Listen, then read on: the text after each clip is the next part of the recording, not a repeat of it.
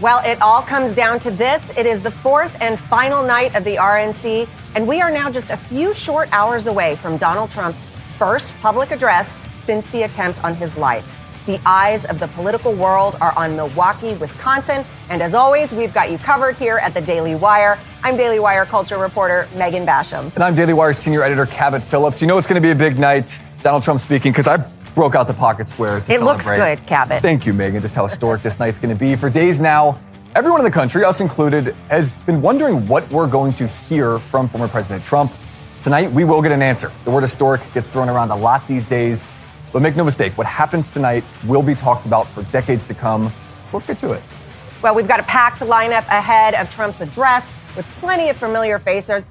But we start with the man who founded one of the largest conservative grassroots movements in the country. Many people say if Trump gets reelected, this man gets some of the credit. Turning Point Action founder Charlie Kirk. Thanks, Charlie. Come on in, Charlie. man. And host of the Charlie Kirk Show. Yes. Right. Great to see you. Good morning. Welcome. So, Charlie, I want to start. Just tell us what your review was of J.D. Vance's speech introducing himself to this ticket. Well, I thought it was awesome. I mean, I'm very biased. I'm a great friend of J.D. I was pushing for him to be VP for quite some time. I endorsed him all the way back in the Senate primary when no one even knew who J.D. Vance was. I was front row, just full of gratitude that he's on the top of the ticket for many reasons. And Cabot, I know that you would appreciate this. When we have an 81-year-old president, a 78-year-old former president, 59-year-old vice president, and now a 39-year-old on the ticket. This is a bridge to the younger generation, the likes of which we have not seen before. And then also some of the elements of JD's speech I thought were really important. It was focused on the heartland of the country. I mean, how many times did he say Michigan, Pennsylvania, Wisconsin, and Ohio? It's that Big Ten vote, if you will. Western Pennsylvania, Southern Michigan. It's very clear that J.D. Vance is going to be camped out in those regions of the world, really focused on driving out turnout, talking about those Rust Belt values. I thought he was warm and engaging. That moment when his mom was there was just unbelievable. And we have to remember that a lot of people know J.D. Vance's story, but they haven't always connected the dots. They've either read the book Hillbilly Elegy or they watched the Netflix special, which was seen by 5 to 7 million people. So I thought it was a total home run. Don't let Charlie's unassuming political shtick fool you. This man is lethal on the basketball court. I just have to throw this out there. There is footage that exists of him beating me one-on-one back in 2016. It does exist. We're trying to scrub it. Our team has been trying to scrub it for a while now. Trying to memory hole it. Yes. But I still have the footage. It is still out there, I know. Charlie, beyond J.D. Vance, obviously everyone's talking about Trump's speech tonight, which is going to be huge. But looking back over the last few days, what are one or two moments that stick out to you as defining what this convention is about? You can't pick your own speech either. No, that's fair. I thought that last evening, the World War II veteran was one of the most powerful moments I've ever seen in a convention. This is a guy who stormed Normandy Beach. We are at a significant anniversary of the storming of Normandy Beach. He said literally, if Donald Trump tells me to storm a beach, I will. Yeah. And this whole idea of his theme, which is so powerful, is like, this is not the country I sacrificed for. I've been married for 76 years, which is almost as long as Joe Biden's been in government. And I'm willing to keep on giving. And obviously, you know, the crowd just, you can't get enough of that. I thought that the mom who lost her son to fentanyl was so moving and so real and so raw. Last evening, when the 13 families came on stage, I think all of them were there, where Joe Biden never even mentioned the names of the lives that he was responsible for. And we have to remember that the withdrawal was 100% on Joe Biden, the way we did it, the way that we got out, and that there was all that chaos and that the bomber came right at the gate, and his handling Joe Biden is very quick to talk about his son who died of brain cancer. However, why does he not even mention the names of these incredible American heroes? And just to see the families that are still, they have this unresolved pain. Yeah. And then one of the moms comes up and she says, and Donald Trump shared that burden with us for 6 hours. I mean, like, that hits really hard. So I thought that the Trump campaign and the RNC deserves a lot of credit for the everyday American speeches. And then finally, I thought Kai Trump, 18 years old, that's not easy to do. Yeah. Every camera in the country was rolling. I thought she was awesome, and especially as like a younger generational bridge. But her message was a theme that the Trump campaign wanted to get out, which is, you've been lied to about Trump. You've been lied to about Trump. And she said that. She's like, you've been lied to about my grandfather. He's the most awesome person ever, and I love him, and I'm glad he's alive. Okay, I want to talk a little bit about the media lying about people, how they're covering part of this convention. And I want to go back to the first night and talk about your speech and what Jake Tapper and Dana Bash said as you were speaking. Can we play that clip really quick? Charlie Kirk is speaking right now. He's the head of a right-wing student group called Turning Points. This is the second speaker this evening who has said things that are blatantly anti-Semitic. Yeah, I can dub him. Anti-Semitism. This is Charlie Kirk, who experts say is a really bad guy. The experts are never wrong, though. They've never been wrong. And that's Dana Bash, or whatever her name is. Is it Dana Bash, or yeah? I get them confused. Okay, so Charlie, what's your reaction I can to summarize. that? Like, they were calling me an anti-Semite, which is hilarious because I usually get criticized as being like an Israel shill. So it's kind of interesting. They kind You got to pick a lane, man. No, I know. Again, it's so interesting. Like, I was the guy that was heckled and followed and harassed and had my family threatened by people who said that I was like purchased by the worst elements of like the Israel lobby. And again, I'm like super pro-Israel. I honor the Shabbat. I'm learning biblical Hebrew. At like what point do you have like the card where you're not an anti-Semite? So that's ridiculous. It's baseless. It's laughable. But instead of actually showing my speech, they went on for 9 minutes, 9 minutes in primetime television to just lie about me and to smear me. And it was all coordinated. The New York Times, 3 hours before I went on stage, never even reached out for comment. There's one author that's an expert on anti-Semitism said that Charlie Kirk's an anti-Semite. It's completely unsubstantiated. Why? Because back during October 7th, I was upset and angry, wondering if there were any people that did not do their job to prevent this from happening on October 7th. That's the totality of it. And the summary of it, they capture that. They say that's anti-Semitic. And it's really upsetting because there are real Jew haters out there in this country, and we should have no patience for them. And yet, but to loop me into that category dilutes the term, but I wouldn't expect anything else from CNN. I want to talk about the youth vote. You have spent time on hundreds of campuses, founded your entire organization, Turning Point USA, to win over young people. What are we expecting to see this year? Because it does feel like since 2008, we've heard Republicans saying we're gaining ground. We're making progress there. From 2008 all the way up to 2020, we haven't been able to get past that 35, 36, depending on what exit poll you look at, percent with 18 to 29-year-olds. What makes this election different? Yeah, I think we're going to do better. I don't think we're going to win the youth vote. Well, first of all, I don't know who we're running against. So that's going to be interesting. I think RFK opens an opportunity for Democrats to really suffer big losses with the youth vote. But with young men especially, we are going to do better. You could take that to the bank. We will do better with young men. We might do worse with young women. I'm just going to be honest. But young men especially. And there's so many reasons. And we saw that with the UNC Chapel Hill frat boys last night. I thought that was awesome. But the hyper-feminization of American culture, overly politically correct, overly feelings-based, and let's just be honest, anti-male in so many of the presentations of our media, of our cultural dynamics, are creating kind of a rebellion, and it has found a home in the current conservative movement. You will see this on beautiful display tonight, where you have Tucker Carlson, Dana White, Donald Trump.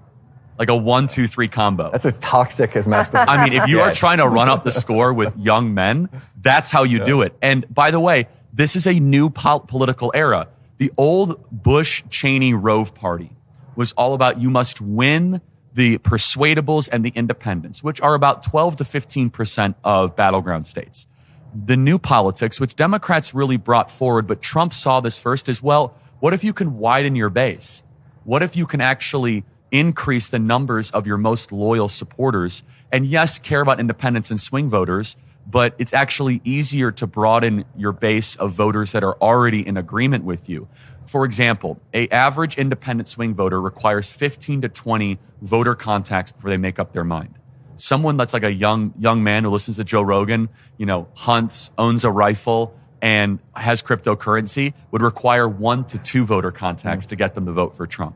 And so I think we're going to do a lot better with young men. Is that going to overcome the Democrats' ballot harvesting efforts and their other, let's say, less conventional means of getting out the vote that we saw in 2020? I think especially RFK, it's going to be harder for them to chase ballots with precision. So, for example, if RFK actually gets 1 out of 4 of every younger voter, which polls show that is very conceivable on campuses, that 1 out of 4 will vote for RFK, when they deploy all of their full-time activists to go harvest ballots, they're going to be harvesting ballots for RFK. So it will be wasted manpower for them, because in 2020, it was easy for them. Trump, Biden, it was like a referendum. Now it's a lot harder. We might not necessarily get more votes on college campuses in 2020. I think we'll do a little bit better, but the Democrats will potentially see a 30 to 40,000 vote drop off on these campuses that they once enjoyed. You've been at the center of a number of large campus protests just in the last few years. Other protests that we've seen this year are these pro-Hamas, anti-Israel protests. Let's call them what they are, pro-terror protests. But they're different now because essentially they are against President Biden in many ways, saying that he is supporting genocide. What sort of impact does that have on the young vote towards Biden? How big of an issue, and what percentage of young people are actually saying that's enough for it's interesting. I was talking to a couple communist reporters yesterday, like actual communists. I mean, there's some amazing people here. It's very bizarre. And they were like, yeah, it's an open secret in the Democrat Party that if Kamala's the nominee, she's better on Gaza. And what does that mean? Better on Gaza for like the base, basically. Like they think that Biden is not good on their, pro-terror agenda or whatever. And so remember, in some of the battleground states, we have Cornel West also on the ballot and Jill Stein also on the ballot, which could further dilute the Democrat vote. And we're talking about, okay, a point here or a point there. 2020 was decided by 41,000 ballots, and we had 150 million votes cast. We had 10,000 Arizona, 10,000 Georgia, 21,000 Wisconsin. And so if you're looking at Cornel West getting 15,000 votes and Jill Stein getting 8,000 votes, that could be very consequential. I thought that it was brilliant. Another really good speech was the young man, I think his name was Shabbos, I might be wrong, last evening. He was dynamic and engaging about the anti-Israel protests. And I think we can see some positive movement, hopefully, with Jewish Americans going towards Trump. We've seen already some leading indicators of that, but I hope that materializes. Okay, maybe last question here, Charlie. Obviously, TPUSA Faith has become a big part of your organization. I'm imagining that you're hearing, like I am, some disappointment in the platform this year with the removing of the pro-life language, the changing of the marriage language. What do you say to those pro-lifers, those evangelicals, Christians who are really disappointed in what they saw? Yeah, so that's a great question. And next week, we're really going to be wrestling with that at our Believers Summit, which I think you're speaking at, right? I am there. And so, look, I hear all that feedback. I've been receiving it. First, I want to make sure everyone's very clear. I'm 100% pro-life. I'm like radically pro-life. Everyone knows that. And I think we need to remain that way. We need to look at the language in particular. I understand that there's some disappointment. It does still say that we are for pro-life ideas and for a pro-life and family type policy. That is still in there. However, we must now think as incrementalists. And as I'm 100% pro-life, and people don't like it when I say this, the country's not as pro-life as I am. And that's a gut punch. I mean, we lost pro-life measures in Montana and Kansas, Kentucky. And people say, oh, Charlie, those are bad examples. Or you look at public polling, for example, my home state of Arizona right now. Donald Trump hopefully will do well, but at least in polls, he's up 5 or 6 points. The abortion measure's up 10 points. And so it's just, there is not, but when I mean abortion measure, no restrictions. No restrictions. Right. And so the country is not a pro-life country, the ways that, it's almost like we're the dog that caught the car, and we won legally and we haven't yet won morally or culturally. Here's what I can say. President Trump has, I think, received a lot of unwarranted criticism on this topic because he was the most pro-life president in history. He did speak at the March for Life, first president to do so. He was responsible for reversing Roe versus Wade. And let's just look at the debate. How he handled it in the debate, I thought was very agreeable, where he said, yes, I own reversing Roe versus Wade. He could have backed away from that, and he didn't. Secondly, he said, listen, you guys are the extremists here, which is correct.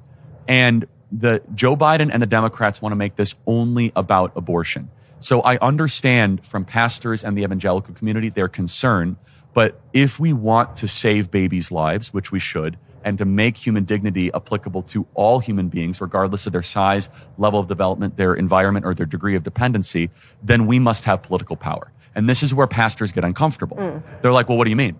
I said, well, you must actually be in elected office. And they're like, well, we're going to stand on principle no matter what. And I think that's a suicide mission.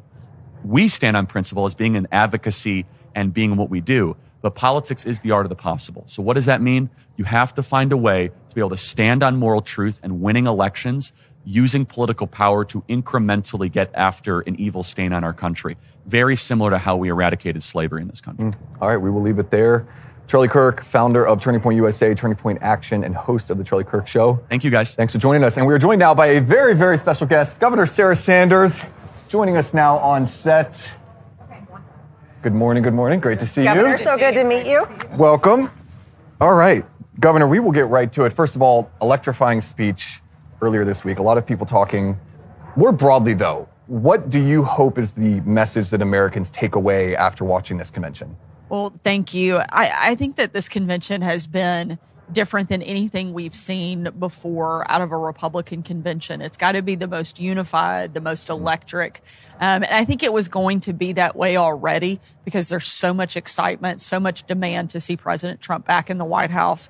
But after the events that took place in Pennsylvania, I think it shifted it into another gear that I don't know that anybody was fully prepared for or even expecting, but the number of people who are coming together and supporting the president and standing with him after you see something like what unfolded in Butler, Pennsylvania, and the president literally takes a bullet, gets up, puts his hand in the air. I mean, that encourages every American to take on whatever challenge is in front of them, to stand up strong, continue to be courageous, and fight back for the things that matter. Yeah. Knowing that we have a leader that's willing to do that, I think that will be the big message coming out. And I know that tonight is going to be absolutely incredible and unreal when he takes the stage and gives his speech and his address to the convention for the first time. You know, we're two moms sitting here. We kind of represent the suburban mom vote. And obviously, President Trump has struggled a little bit with that. And I'm wondering, as you bring up that moment, that image of him getting up after being almost killed, raising his fist in the air, saying fight, viscerally, that to me puts an entirely different spin on how we think of Donald Trump, what he represents to us as a country. Do you think women voters will look at that and possibly reassess what they thought they knew about Trump and what motivates him? Honestly, I don't know how they can't. I don't know how you see somebody go through that and not say, this is the guy that I want defending my kids, standing up for my family. If he can do that, he can take on anything. And that's exactly what I think you're hearing and seeing from people, not just in the convention hall, but around the country. And the level of enthusiasm, I think, is only going to continue to grow as we get closer to November. And when you contrast that to what you see out of Joe Biden and that administration, and the weakness and the failure to the strength and the success of President Trump, that contrast could not be more stark or more vast. And I think that is another big reason that he's booming and going to, have a pretty historic, I think, win in November. A little bit more lighthearted question. You were famously White House press secretary for years, did a wonderful job. I'm interested, how closely did President Trump watch your press conferences afterwards? What was the feedback he would give you? Going into the convention hall with him sitting there, it felt like I was back at the press briefing, knowing that he was watching, and would let me know if I was up or down and if he liked what he heard. But he paid close attention, and he should have, because I was there to speak on his behalf, and it was important to him that not only was I communicating his message, but that I was doing so in a way that was effective. He's his own best communicator. There's nobody better at doing it. And so there's a big challenge in trying to rise to the moment and meet the expectation that he has. But I was honored that I had the chance to serve in that role, work in the White House for 2.5 years. And even though there were some certainly difficult days, and knowing he was watching didn't always make it easy, but I'm really proud of the job I was able to do and that he gave me the opportunity to serve in that capacity. So I want to talk about your time in the White House and a moment in your speech that to me was really powerful, where you spoke about how you were treated by the media and the advice that you got from President Trump. Can we play that? And another MSNBC host said I was vile, not even human, and that I should be choked. MSNBC, again, did nothing. But our president pulled me aside, looked me in the eye, and said, Sarah, you're smart, you're beautiful, you're tough, and they attack you because you're good at your job. Never let them stop fighting.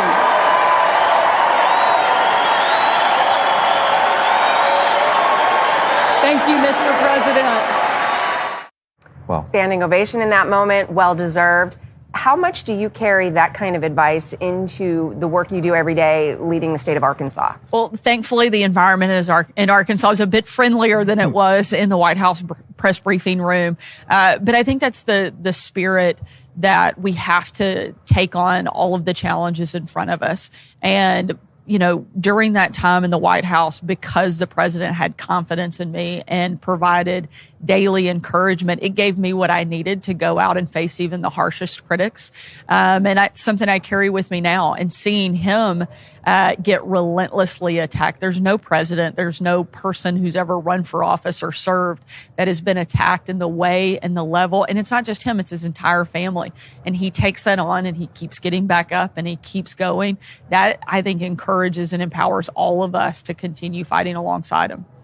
Just a quick follow-up to that. I wonder what your reaction is to some of the media coverage of President Trump being shot on Saturday night. And I mean, some of it has been even to criticize him as if to suggest that he brought this upon himself. I saw criticism of people suggesting that he was wrong. They did this on CNN immediately after, that he was wrong to stand up and say fight and to encourage his supporters to fight for the nation. What do you make of the media's coverage since then? I do think we've seen certainly a shift, and there were some moments, and I will give credit to the fact that they were first concerned about the president's safety, and as soon as that was confirmed, they quickly moved on. But I think that whatever message they're trying to sell is so drowned out by the image of the president standing up. And I think if you ask anybody, the takeaway will be that it was a moment of total courage and resilience by the president. And none of what the critics may say and none of what the far left wants to attack him from can drown out that image that I think at this point almost every American has seen, and gives you something to be proud of in a president who is able and willing to do exactly what he did. What do you make of the way the White House press corps has covered this current administration? It seems like they have sort of turned on him a bit post-debate, but I don't think any American believes that they were not aware of his diminished state before the debate. Do you believe they were intentionally covering up what we now see on full display? I mean, I'm glad that they're finally asking hard questions. I'm sad it took them 3.5 years to get there. I would have gladly submitted a few if they were looking for help. There's certainly been a shift post-debate, and I think that it has been a coordinated effort because they see that there is no way, not only that Joe Biden can't win in November, but he can't frankly lead to get to November. And so they are desperate to remove him and put somebody in that they think can take on Donald Trump. I don't think there's anybody that can, but I think they know it's definitely not Joe Biden. So you say coordinated effort. What does that look like? Again, you know the press better than anyone. Are these the media outlets talking together? Are these the reporters talking together? Are these Democrat politicians talking to the media? What does that look like? There's really no separation in my mind between the Democrat politicians and most of the mainstream media. It's one and the same. And I think that they are consistently pushing this message that they need to remove Joe Biden from the top of the ticket. What's very interesting is that I think that the Republican Party has the most unified ticket and most unified level of support that we've ever had, while the Democrats are fighting amongst themselves and trying to take out the incumbent, which is a very rare thing to see a party go after the incumbent and look to remove him.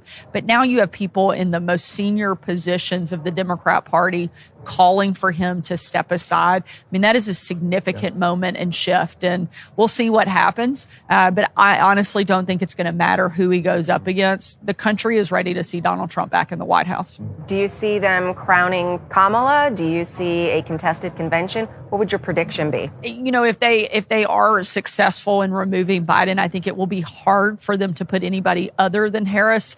And I like our odds in that matchup quite a bit. Okay. So the Secret Service director was in the building last night. Marsha Blackburn, a number of other Republican lawmakers challenging her, saying this was a failure on your part. What would you like to see happen with regard to the investigation into the Secret Service and their role in what happened? Certainly, I think there are a lot of questions that need to be answered, and I am glad and thankful that the members of Congress are going to push and ask those questions and do so in a public format so that we get the answers, frankly, that not just the president and his team, but the entire country deserve to know.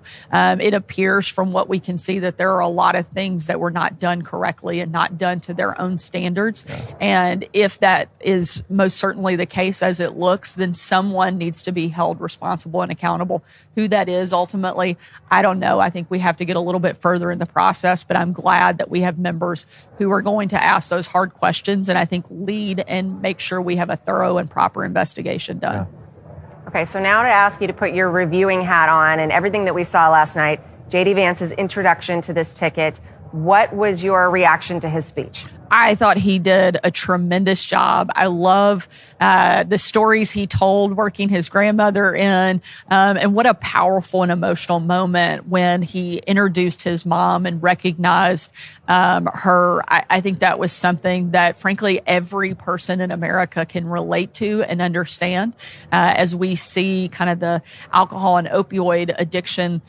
crisis continue to soar. There are probably no family anywhere in America that hasn't been impacted by that. Yeah. And so to see him so vulnerably share his own story, I think was something that connected with every family across the country and was a really powerful takeaway from last night. Now, your speech has been one of the most discussed this week. I don't know how much you keep up with comment sections and social media. Your life is probably better. It's probably a good idea, but we keep a very close eye on it. And there have been a lot of people saying, this is a speech that I would like to see in 4 years or 8 years, maybe on a Thursday night at a convention. I know you probably will say, well, I'm focused on being governor right now, which I respect. Do you have ambitions nationally? You know, the only elections that I care about and am focused on right now, certainly November of 2024. I've already announced and put out that I'm running again for re-election in 2026. Past that, that's as far as I'm going right now, but really committed and hopeful to making sure we take back the White House in November. And then I'll be gearing up for my own re-election and excited to continue leading the great state of Arkansas. You're not willing to go further. The comment sections and people online, they're willing to go further. They have maybe a little more foresight. They're always willing to go further. That's not always a good thing either. So, yeah. And I want to get to another, maybe more lighthearted question. This night is all about Donald Trump. No. A really powerful moment last night when his granddaughter took the stage and said, "This is the Donald Trump people don't see." She told some really heartwarming stories. It was cool seeing Trump react to that. You spent a lot of time with him behind closed doors. I think a lot of people at home, us included, were wondering, what is he like truly behind closed doors? You know, he has this just larger than life personality, and he's incredibly fun to be around. And I don't think he gets credit for that. But he was a great boss and somebody that I genuinely enjoyed getting to hear from. And he has some of the best stories you can ever imagine. And so getting to spend kind of that behind the scenes time is certainly a very special moment. And I love that she shared some of that insight. I thought it was particularly heartwarming and endearing to get to see from his oldest granddaughter, him talking about him sneaking Cokes and candy just like any other grandparent would. And my favorite part of all of her comments were that he printed off her honor roll and showed it to his friends. I think that's very revealing and telling of just how proud he is of his family. I always say you can't fake good kids, and he has an amazing family. They show up for him, and to get to see then the next generation and his granddaughter show that level of affection and share that story was really nice. Maybe you could pass the message to the Trump campaign. I think a great fundraiser would be granddaughter versus grandpa golf match, and we see who wins. Maybe it's a pay-per-view event. I like it. But Governor, we will leave it there. Thank you so much for your time. Absolutely. Thanks for having me. Really appreciate having you on. We've got a lot more coming your way, but one thing is clear in the 2024 election, the fight for America's core values is more important than ever. The Daily Wire is on the front lines of that fight, but we cannot do it without you. Join us right now, while we're offering 47% off annual memberships. 47% off right now. Go to dailywire.com. Use the promo code FIGHT at checkout. A lot more coming your way right now. We are now joined by two very special guests. One man you recognize, Daily Wire editor-in-chief John Bickley, and another that our Morning Wire audience will know, Brent Buchanan, president and founder of Signal Polling. Gentlemen, thanks for being here. Mr. Bickley. Great to be here. Hello. Brent, thank you so much. My pleasure. So we have got a lot to get to. At Signal Polling, you guys have been doing a fantastic job, and you are now debuting a poll exclusively with the Daily Wire, a Bellwether poll. We'll get to the specific numbers, but first, Explain to people what a bellwether poll is. Yeah, so there were, out of 3,142 counties in the United States, there were only 25 that voted Obama, Trump, back to Biden. Only 25 in the whole country, 0.008% of counties. So we want to take a look with the Daily Wire at what is happening within these counties and use that to really extrapolate broader trends across what's happening in the electorate and what does this mean for the election outcome. So tell us about the numbers. What did you find in those bellwether counties?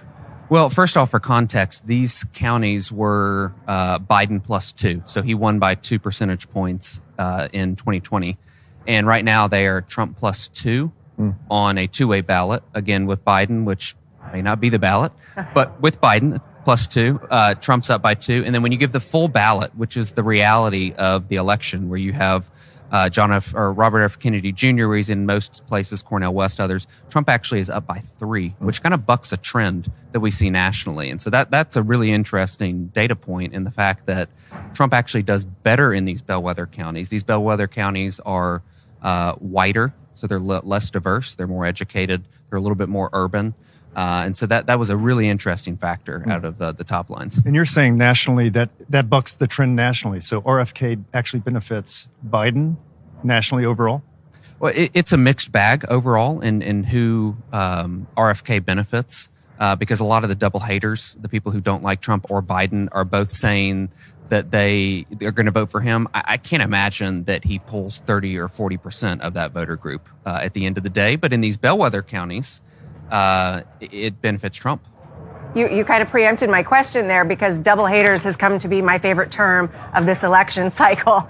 And I am wondering, did you get a sense of which way these roughly 25% who say we don't like either of these guys, which way they might fall?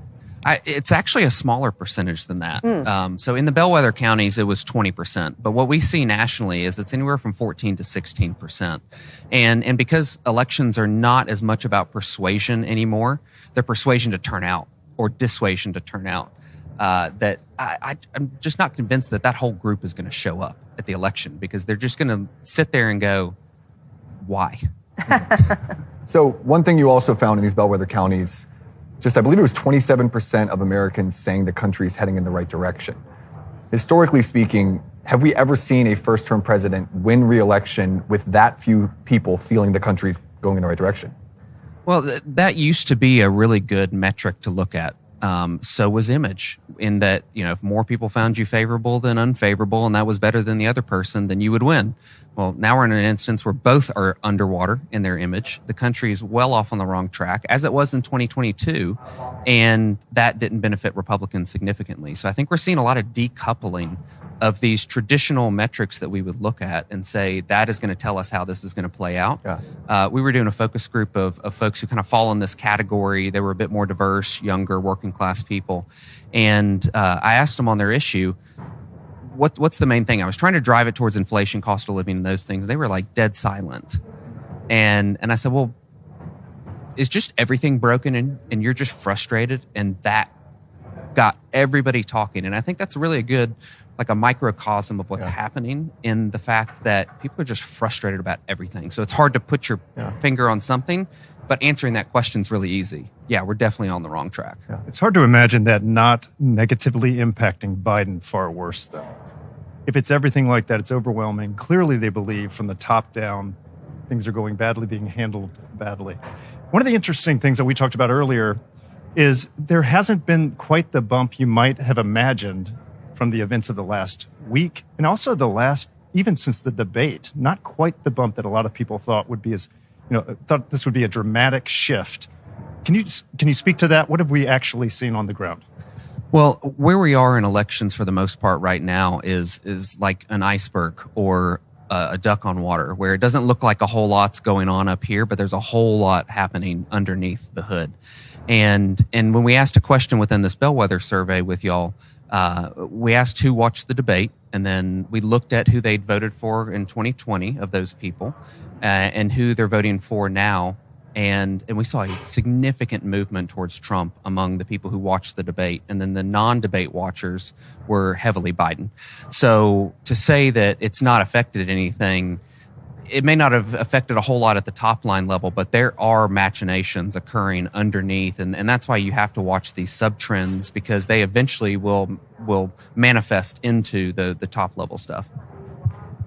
You look at the real polling, the polling behind the scenes that we don't get to see as in the general public, and I know you can't speak to some of the specifics of these polls, but how different is the actual reality in terms of the true polling that these campaigns are looking at versus the national polling that we get to see by CNN that are aggregated on real clear politics?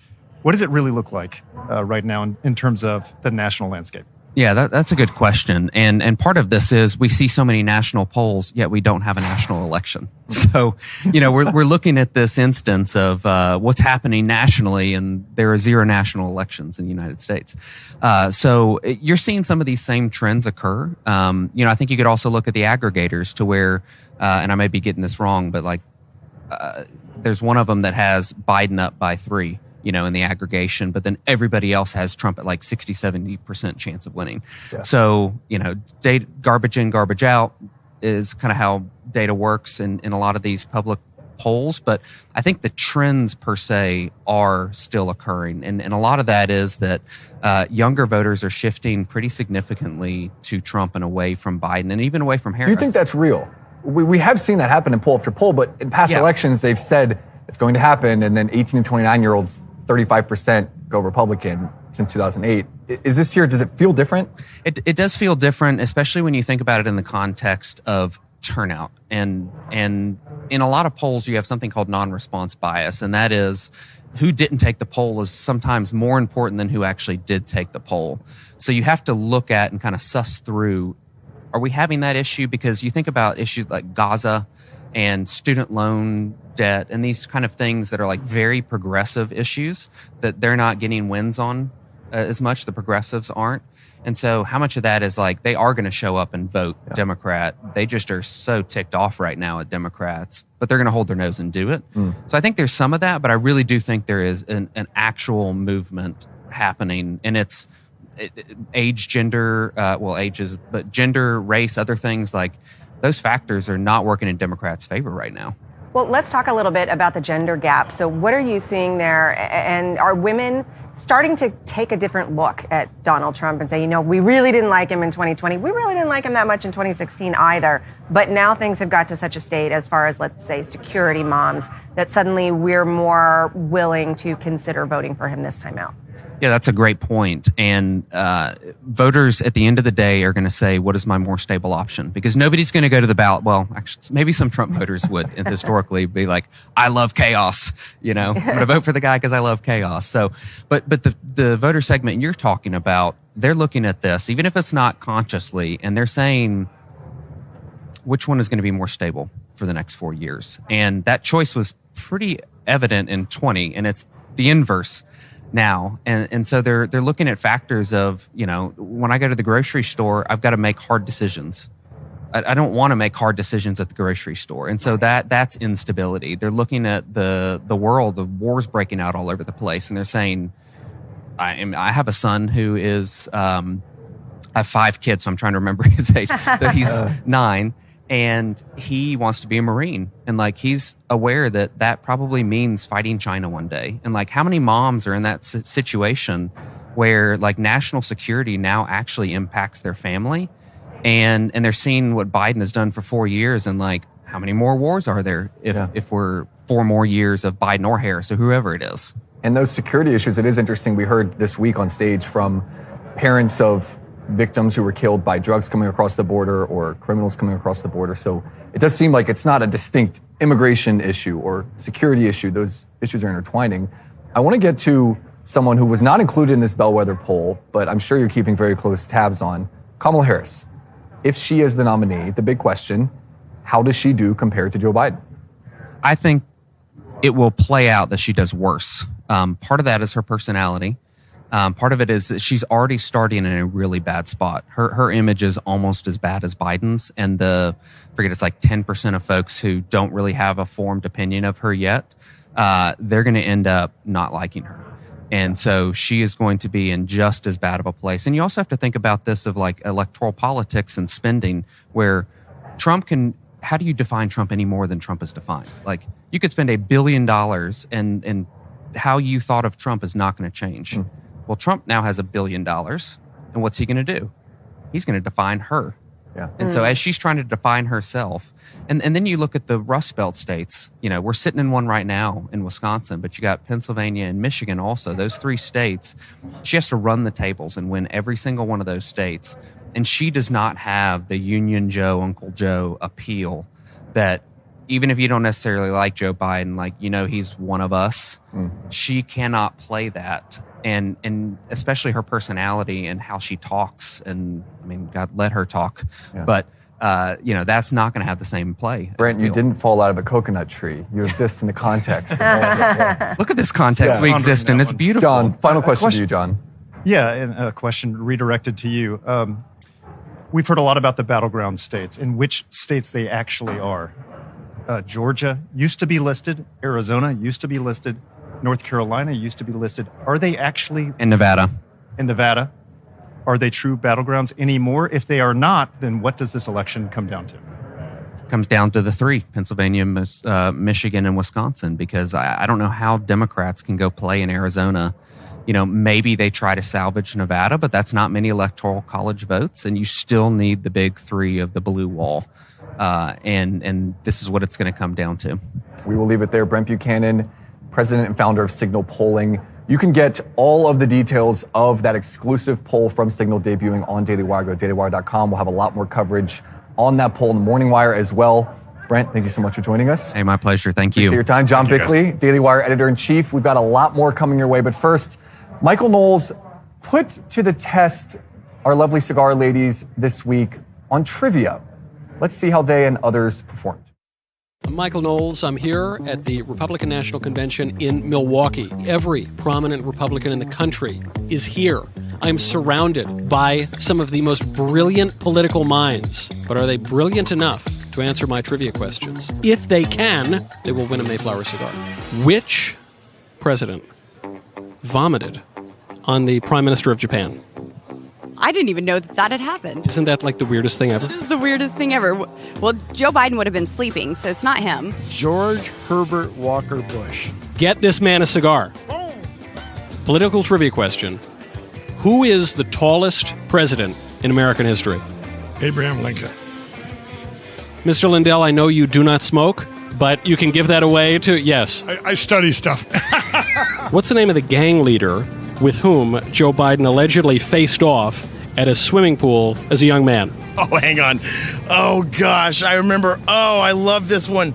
He said some weird stuff about hair on his legs and little boys touching him. I don't remember the gang leader's name because it was a made-up name. It sounded like Popcorn Sutton. Popcorn. Pop-Tart. Not Pop-Tart. You're getting colder. Oh, not Pop. Oh, Corn? Corn Pop. Corn Pop. Get this man a cigar. Corn Pop was a bad dude. When Joe Biden was defining America in a single word, where did he claim Xi Jinping was? Oh, Mexico, I think. It was hard to tell. I believe it was, I was with Xi Jinping in the foothills of the Himalayas. I was in the foothills of the Himalayas. I'll give you an opportunity to redeem yourself. Okay. What did Joe Biden famously store alongside lots of classified documents? Oh, well, I'm going to be honest with you. I have no freaking idea. I do know that it was in his garage. It was unsecured next to his car. And what kind of car? It was a Corvette. Here we go. Get him a cigar. What color does Joe Biden's leg hair turn in the summer, according to President Biden? Blonde. Blonde. Get this woman a cigar. Where is Corn Pop here? Is he speaking at this convention? That was the answer to another question. Okay. Get her 2 cigars. Which president screened a Ku Klux Klan movie at the White House? Joe Biden. Probably. He might have also. He spoke at like a Grand Dragon's funeral so highly of him. He was like, this guy's been a mentor to me. That's not fair. We're talking about the exalted Cyclops, not the Grand Dragon. The answer is Woodrow Wilson, but follow up to get you a cigar. What party was Woodrow Wilson a member of? Democrats. That is correct. Roger Stone, you are one of the most famous political strategists and consultants, maybe in American history, so I'm going to stump you on some political trivia. Oh, you can try. Okay. Who makes President Trump's suits? Well, he was originally a Brioni man. And of course, he has a uniform that works for him: dark blue suit, white shirt, the red power tie. He invented the red power tie. I believe he now has his suits made in the United States, but he was having them done by Brioni. I know he had a number of offers, but of course the government regulates that. So you can't just give a president a suit without having to fill out all kinds of paperwork and so on. So I don't know currently, but I do know he's going with American now. You corrected me. I thought it was Brioni, but of course you know more than I do. He's always been a Brioni man because the wider shoulders. Okay, I'll go back a little further to a man you're very familiar with. What was President Richard Nixon's nickname? Well, of course, those who didn't like him called him Tricky Dick. In the Navy, he was called Nick, interestingly enough. In 1947, he got out of the Navy. He had no job. He was going around Wall Street with his resume. He records looking out the window at a high building in the downtown area and seeing Dwight Eisenhower ride by in a motorcade in a ticker tape parade.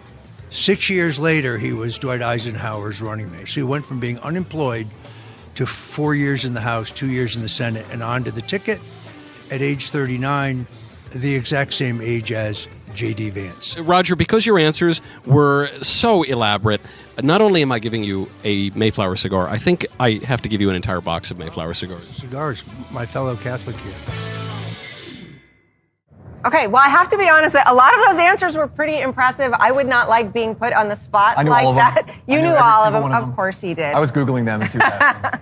Well, it was really a lot of fun, and we're about to have a lot more fun because, you know, as a Carolina girl, I am very excited to say that we have here on our set North Carolina's Lieutenant Governor and possibly soon-to-be Governor, Mark Robinson from North Carolina. Please come join us, Lieutenant Governor. I would stand up there. I don't want to get unplugged here. We're tethered.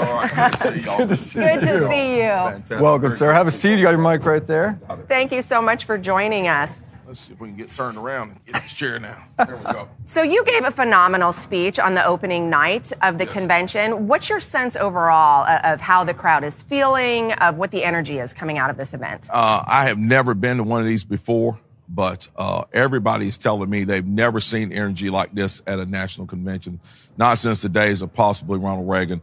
I mean, the energy is incredible, the level. Monday night when President Trump came out onto the floor, that was an incredible moment, incredible. And when I stepped out to speak and I saw the crowd and listened to how energized they are, these folks are ready to go back home and get to work and elect Republicans in office. What are you hearing with regard to President Trump's speech tonight? What can we expect to see from him? I'm not really sure what to expect. He's Are you saying he's unpredictable? He can be, but I have no doubt that what he's going to deliver tonight is going to be a watershed moment. I really believe it. I think he's going to shock a lot of his detractors. And quite frankly, I think he's going to drive his message completely home to those who already support him. And to those who may be on the fence, I think tonight may be the thing that'll pull them over onto the Trump train. Yeah. Okay, so speaking of a watershed moment, I want to go back to the moment that really put you on the map, I think, in the national consciousness. And that was that 2018, I think it was, speech that you gave. Can we play that clip? You can go to the doctor and get cut up. You can go down to the dress shop and get made up. You can go down there and get drugged up. But at the end of the day, you were just a drugged up, dressed up, made up, cut up. This is the first time you've heard this back, right? You ain't changed what God put in you, that DNA. The transgender movement in this country, if there's a movement in this country that is demonic and that is full of the spirit of Antichrist, it is the transgender movement. I heard some amens offset. I can hear some amens offset. To start standing up and being unafraid to tell the truth. Okay, so that, and I actually hear some applause of people walking by our set here on Media Row at the convention. Sure.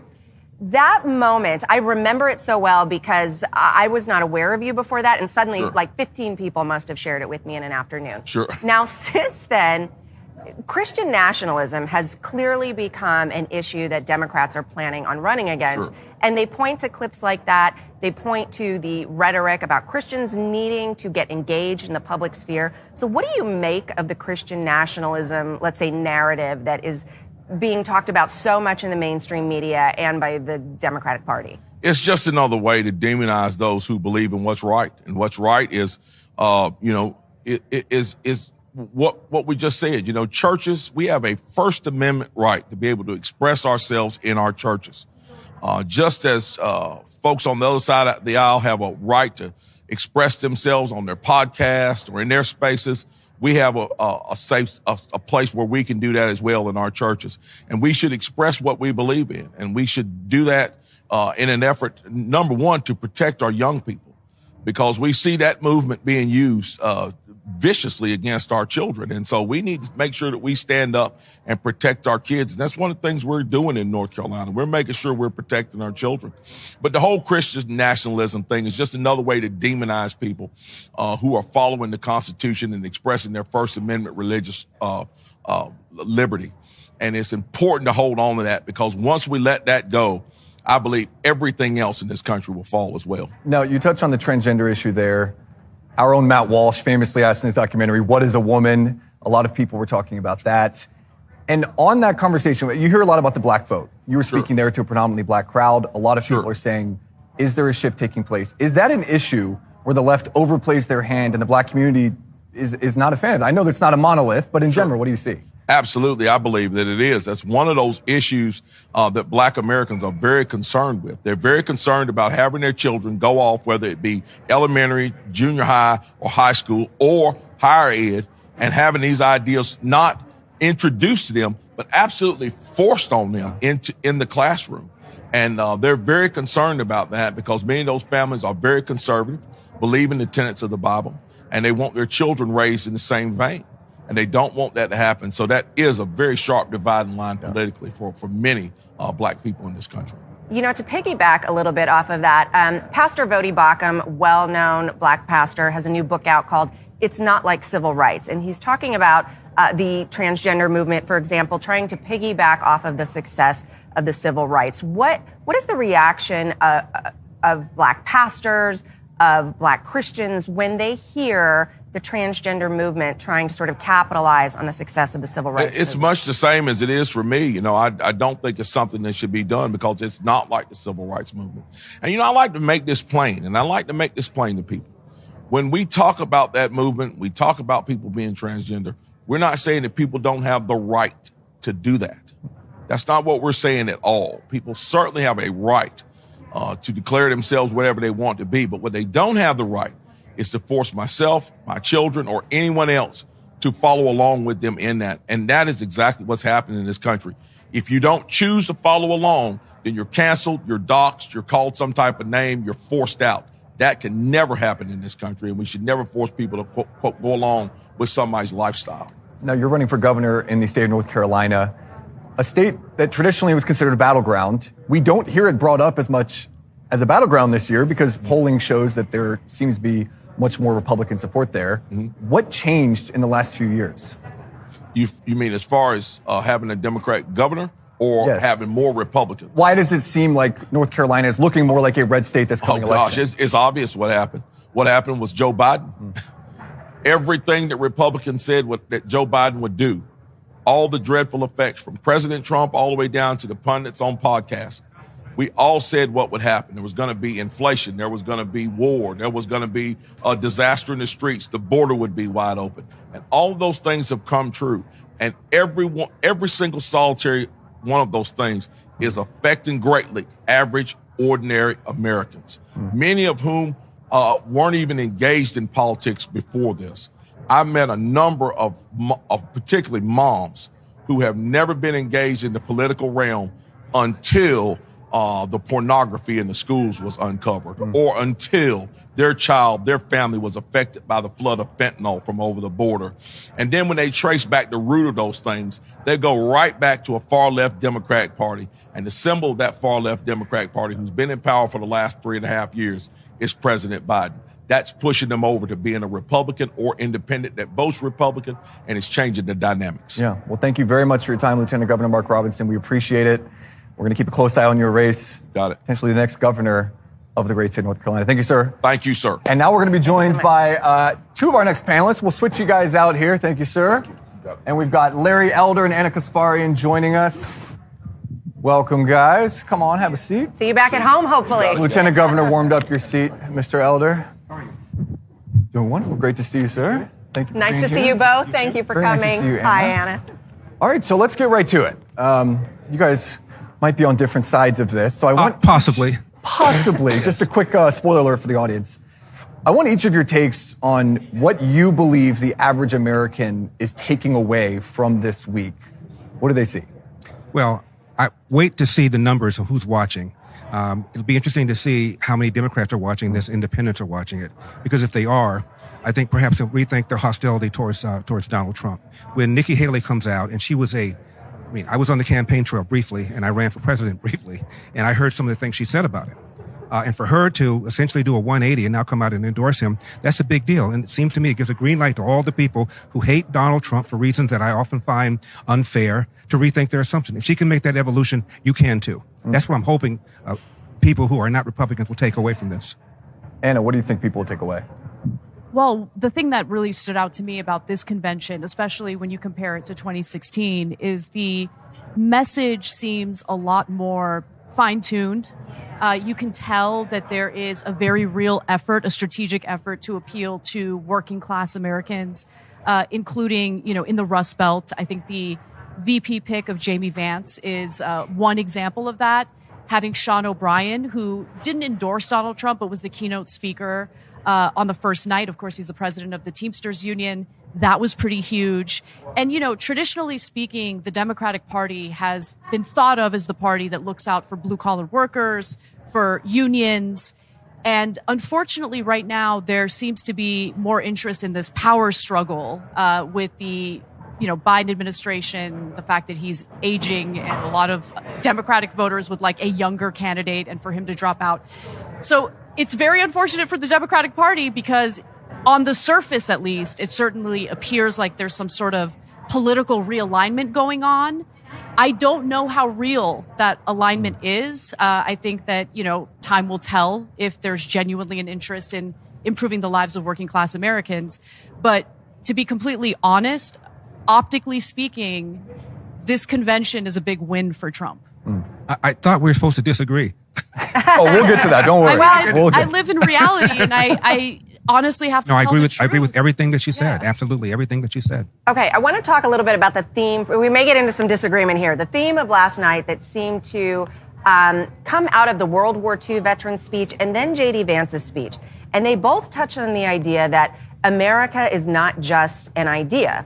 It's, as J.D. Vance put it, it's a people with a common history. It is our home. And I'm wondering what you make of that theme and what they're precisely trying to telegraph to the viewers at home when they make that point. Well, for me, this is probably my 5th or 6th convention. I was in Boston in 2004 when a young skinny guy with funny ears and a funny name came out and gave essentially the same speech about America. No blue America, no red America, just one America, no black America, no white America, just one America. And people went absolutely nuts. And I remember thinking to myself, I don't know who this guy is, but if he ends up in the Senate, he was already running as a candidate, he may someday run for president. So it was the same theme.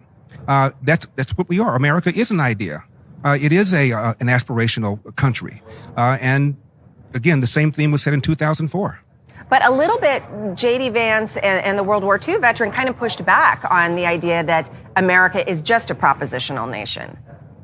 What was why do you think, I guess, Anna, that they went to that place to say it is more than an idea? It is also a common people and a common history. I think that kind of messaging is attempting to get Americans of all different backgrounds, all different races, genders, identities to think of themselves as Americans first. We all have cultural backgrounds, and I think that's a wonderful thing. And I think that's actually part of America's identity, the fact that we as Americans all have different diverse backgrounds. But at the end of the day, we should value our shared identity as Americans. I think that is the message that they were trying to send through those speeches. So you still agree? Yeah. So, Anna, you want to have a drink later on? I'm sure there are points of disagreement. Those invites extend to us, so we'll talk about this later. Anna, you have a pulse for where the Democrat base is right now. It looks like today Joe Biden has lost momentum for maintaining his spot atop the ticket. If he does stay, how will these same Democratic leaders who've been undermining him for the last month transition to unity at their convention and say, well, actually, Biden is the guy? Is there even a way that they can do that voters will believe? I'm going to do that super annoying thing that guests sometimes do where they don't answer your question. Get her off the set. Get her off the set. Dodge. Instead, answer something that I think is actually a bigger problem for Biden should he choose to remain in the race. Biden has centered his campaign on the idea that Donald Trump must be defeated because if he is not defeated, our democracy is on the line. Biden also happens to be the weakest possible candidate to run up against Donald Trump. The polls indicate that, which is why there is a full-blown panic in the Democratic Party. He can't run on Donald Trump being a threat to democracy while simultaneously remaining in the race, knowing that he is the weakest possible candidate to beat Donald Trump. I think that's a huge problem for the Democrats, and I don't know if they realize that this is a huge problem, but it's a huge problem. So I'll put you on the spot again, and you can't say no answer. Yeah. If Biden does remain on the ticket, would you vote for him? No, I would not vote for him. Okay. And do you think that there are other Democrats like you, or do you think enough people will just kind of turn the other way and click it? Well, this entire power struggle that I'm witnessing on the Democratic side has made me register as an independent. I'm disgusted by it. I think that it has taken away from incredibly important time that should be used to talk about issues and policies and how the Democrats could improve people's lives. Instead, we're talking about an 81-year-old who, again, is the weakest possible candidate to run against Donald Trump, holding on to power. You know, he's holding on for dear life. And it's just what it communicates to me is that there's more interest in Biden's power, in maintaining his power, as opposed to doing the right thing and bringing a younger candidate, a more competitive candidate to actually beat Republicans and Donald Trump. Well, I'm thoroughly enjoying this. There is one difference that I have with you. You think that Biden is the weakest candidate. I don't see that at all. I've seen polls pairing Trump against Gavin Newsom, and he outperforms against Joe Biden. I've seen polls with him with Kamala Harris. Trump beats her. I think that, like it or not, Joe Biden is the most likely person to beat Donald Trump. And you are quite right, though. Now that there's been this attempted assassination and Joe Biden's talked about turning down the temperature, he can no longer, in a full-throated way, go out and call Trump a Nazi and a fascist and a dictator and lie about what he said about being a dictator from day one. He has to tone it down, which means it gets down to his record. And like it or not, the average family of four is spending $1,200 a month for the same goods and services as that family spent 3.5 years ago. We have 8 million people in the country illegally. We have gas prices 50% higher than they were when Joe Biden came into office. And that's what people care about. These are coffee table issues. And you can't call Trump a bad guy and say that he's going to undermine our republic. They've got to go back to the record. And if I were Joe Biden, I would not want to run on my record. I have to respond to that. But I have to say, Larry, and hopefully we can have some agreement on this point. We have to agree at least that Donald Trump doesn't do himself favors. I mean, he has been subdued since the horrific assassination. Don't you think he's running a slightly more disciplined campaign even before that? I do agree. I do agree, especially as of, the last week. I've noticed that he has been And on the debate stage, he was clearly more subdued. He was, definitely. And I think he found himself in a situation where he didn't really need to be aggressive. And in fact, if he was aggressive during that debate, I don't think it would work to his favor at all. It would be terrible optically speaking. But going back even further, can we at least agree that he doesn't do himself any favors with some of the more irresponsible statements he makes? I'm happy you brought this up because The principal irresponsible statement to which you're probably referring is him, quote, denying the election of 2020, refusing to say he'll accept the results of 2024. Can I remind you that during the midterms of 2022, when people thought on both sides there was going to be this big red wave, Joe Biden, during a press conference, was asked, will you accept the results of the midterm election? Do you know what he said? Well, whether or not I believe the results are legitimate will turn on whether or not the Voting Rights Act, referring to the John Lewis Voting Rights Act, gets passed. And if it doesn't get passed, we'll see whether or not the results are legit. Nobody said a word. Here he was preemptively election denying. Nobody said a word. And I find it such a contradiction that nobody brings this up. Well, I mean, look, I'm not going to push back on some of the undemocratic things that I've been seeing from the Democratic Party recently. For instance, we did not have a primary election this time around.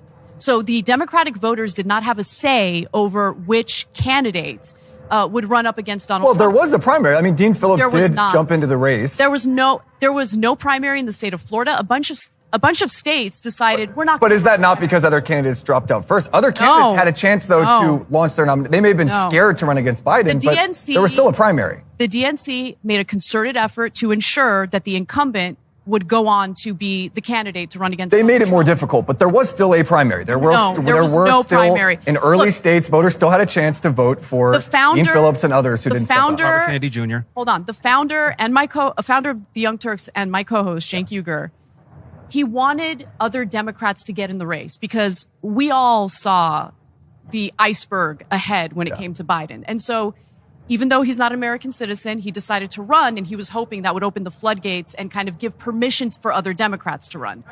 So he actually went through the process, and you should have a conversation with Dean Phillips. They did not have a primary. There were literally states that decided we are not even going to have a Democratic primary. Florida was one of them. Okay. How responsible is the primarily left-leaning media for that reality, though, in the fact that they seem to have withheld a good deal of information about the actual state of Joe Biden's health? Oh, I mean, certainly irresponsible coverage of what was happening on the Democratic side. But just very quickly, going back to the question I had for Larry earlier, what I was mostly referring to is the vitriol, right? Like statements like referring to your political opponents as vermin.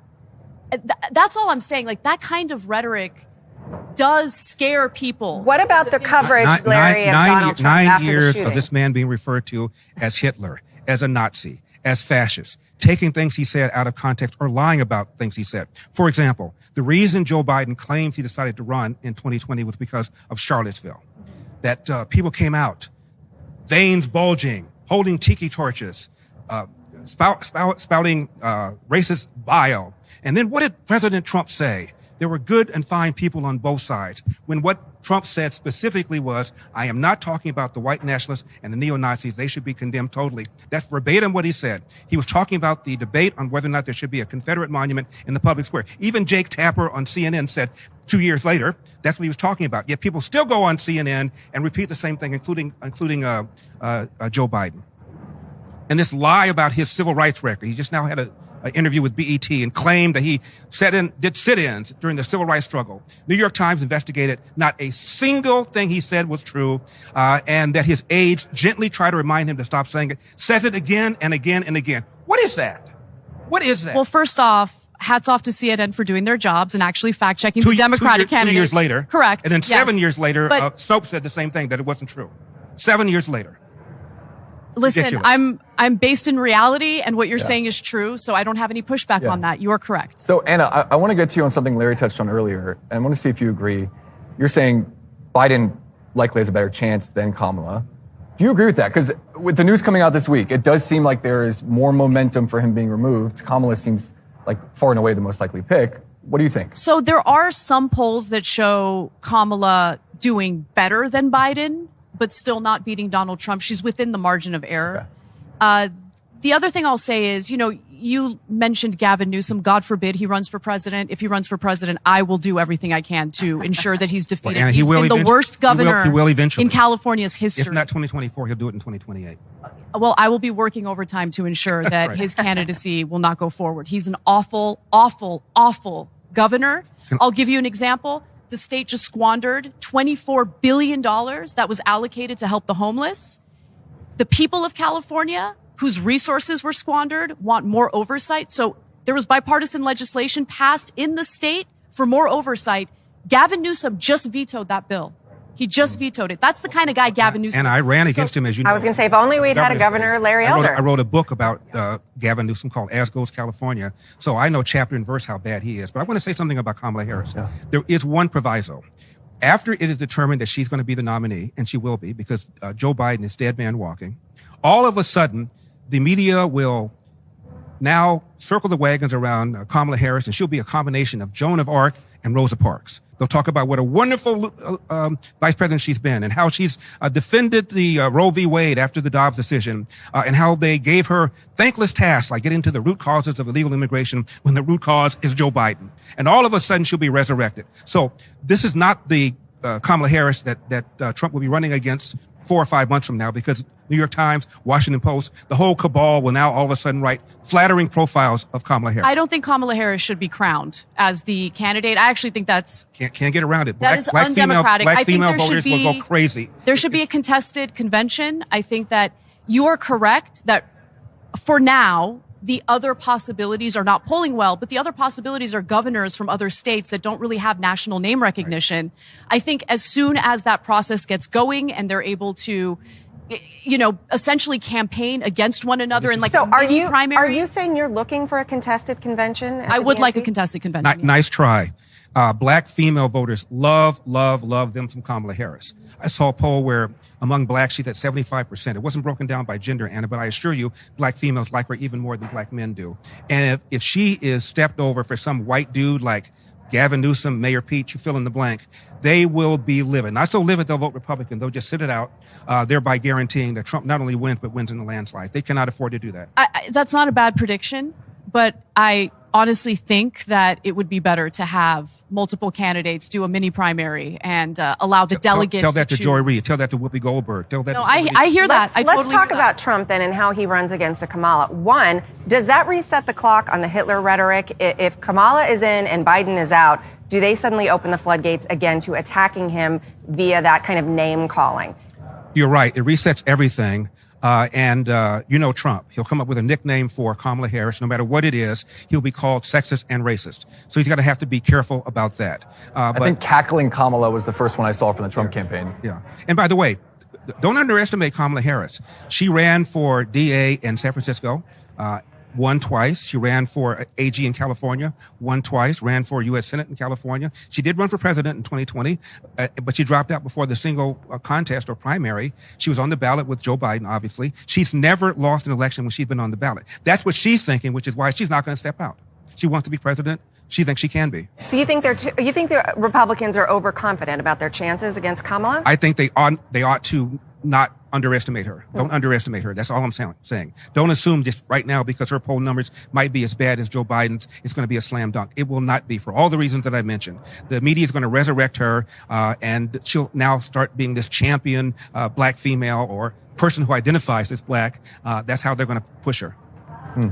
We will leave it there, guys. Thank you so much. I cannot believe we read so much, Anna. I enjoyed this. Nice to meet you. That's what we do. We bring unity. Yeah. If our audience is wondering where we'll be tonight, we'll be smoking Mayflower cigars, sharing a beer together here at the convention, because we all get along more than we thought. But coming up very shortly, the speech you've all been waiting for, Donald Trump, live from the convention floor. You can watch everyone else, Hulk Hogan, Dana White.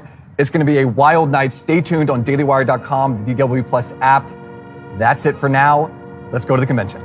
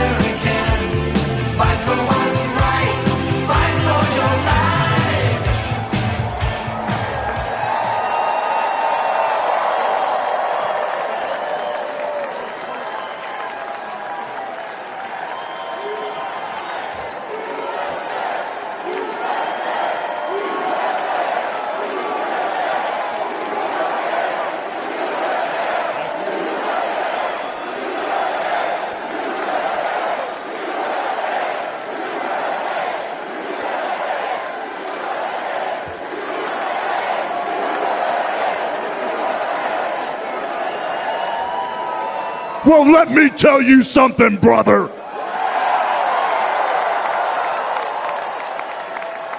You know something?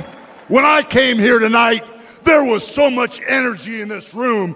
I felt maybe I was in Madison Square Garden getting ready to win another world title. Or maybe I thought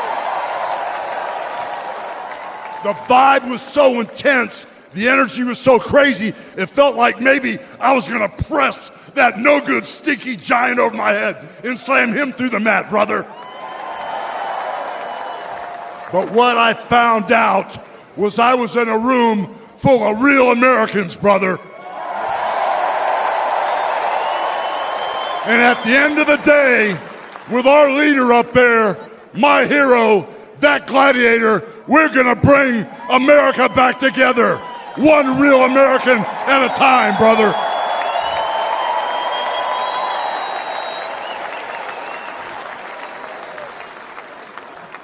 You know something? I've seen some great tag teams in my time. Hulk Hogan and, ooh yeah, the Macho Man Randy Savage. But you know something? I see the greatest tag team of my life standing upon us, getting ready to straighten this country out for all the real Americans.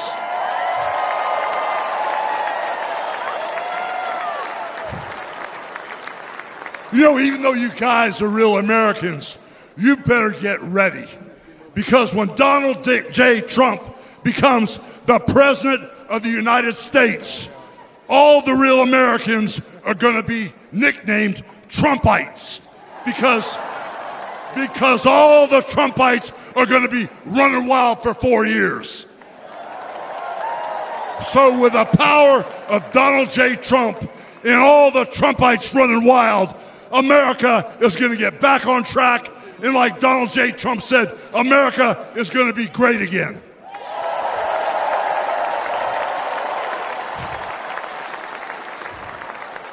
You know, when I look out and I see all the real Americans, I think about how Donald Trump, his family was compromised. When I look out there and I see Donald Trump, I think about how his business was compromised. But what happened last week when they took a shot at my hero and they tried to kill the next President of the United States? Enough was enough. And I said, let Trumpomania run wild, brother. Let Trumpomania rule again. Let Trumpomania make America great again.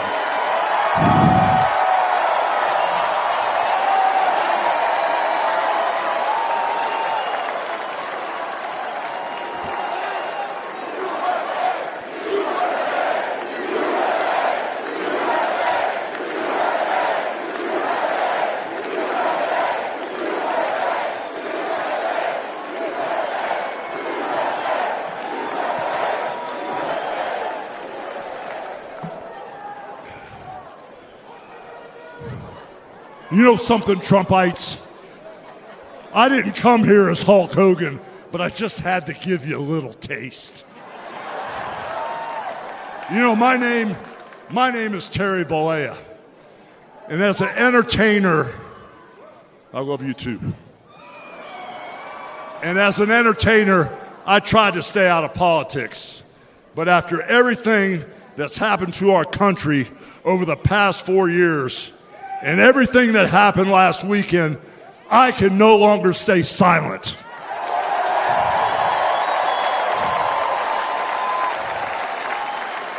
I'm here tonight because I want the world to know that Donald Trump is a real American hero.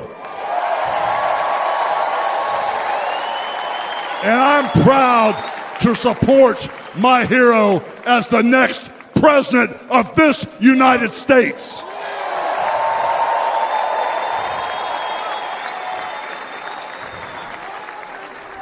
You know, guys, I've known Donald Trump for over 35 years. You know, hold on a second, hold on.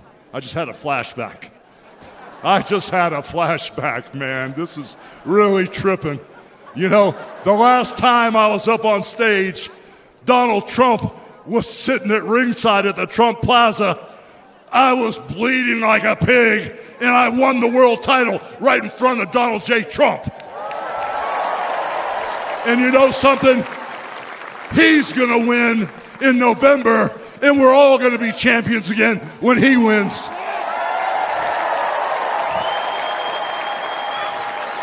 And like I said, I've known that man for over 35 years.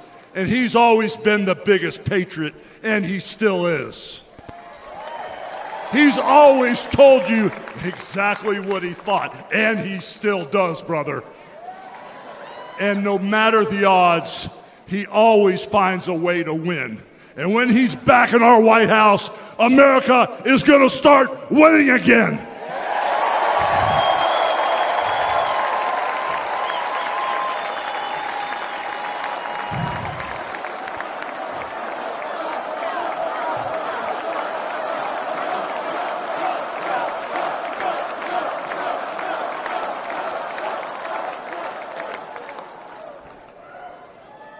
You know, guys, over my career, I've been in the ring with some of the biggest, some of the baddest dudes on the planet. And I've squared off against warriors, ooh yeah, savages, And I've even, like I said, body slammed giants in the middle of the ring. And I know tough guys. But let me tell you something, brother. Donald Trump is the toughest of them all.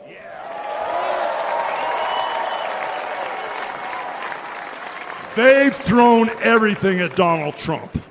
All the investigations, the impeachments, the court cases, and he's still standing and kicking their butts.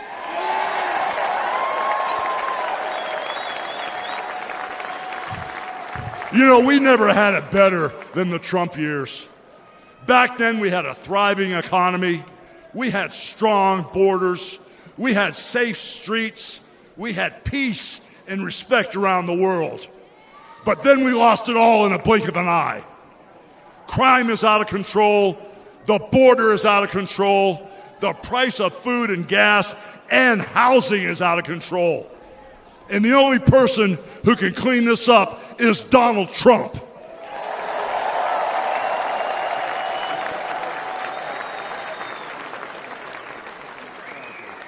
You know, guys, I really, really love this country.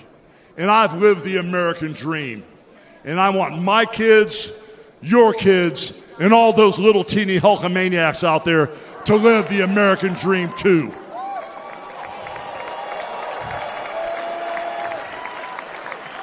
This November, guys, we can save the American dream for everyone. And Donald Trump is the president who will get the job done. So all you criminals, all you lowlifes, all you scumbags, all you drug dealers, and all you crooked politicians need to answer one question, brother. What you gonna do when Donald Trump and all the Trumpomaniacs run wild on you, brother? God bless you, and thank you.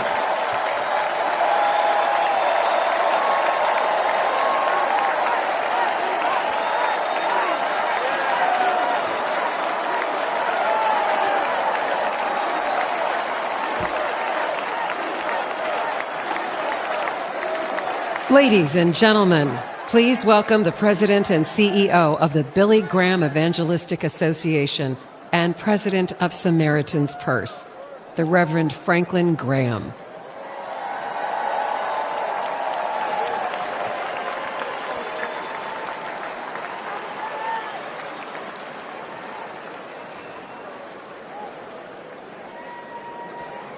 Good evening.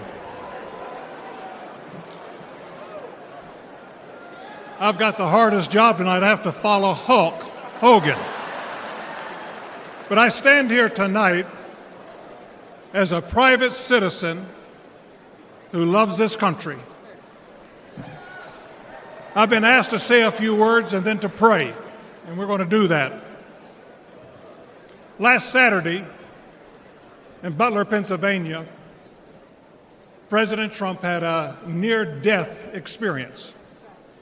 No question. But God spared his life. And when we go through those experiences, it changes us. It can cause us to examine our lives and to reevaluate our priorities, as you should. When President Trump rose from that platform, he rose with his fist raised in strength, showing America his unshakable resolve to fight for them in this nation.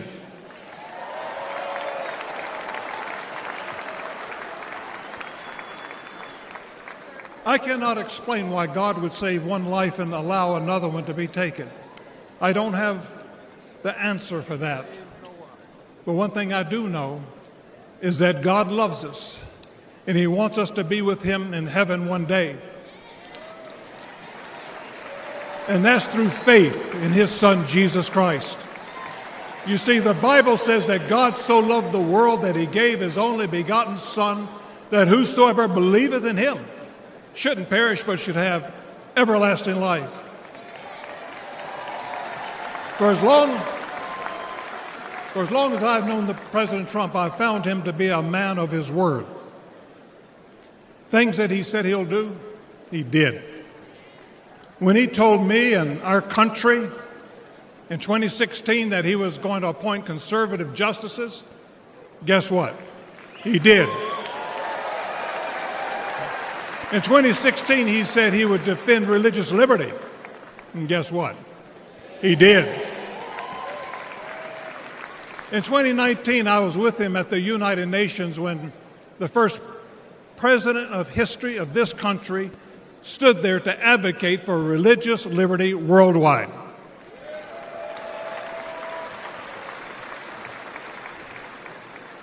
When American citizen and Pastor Andrew Brunson was being held in a Turkish jail on false accusations, President Trump demanded that he be released. And he applied economic pressure and sanctions until they did that. I'm grateful and thankful for what he did as a 45th president of the United States. And I know that as the 47th president, he will keep his word to the American people to make America great once again.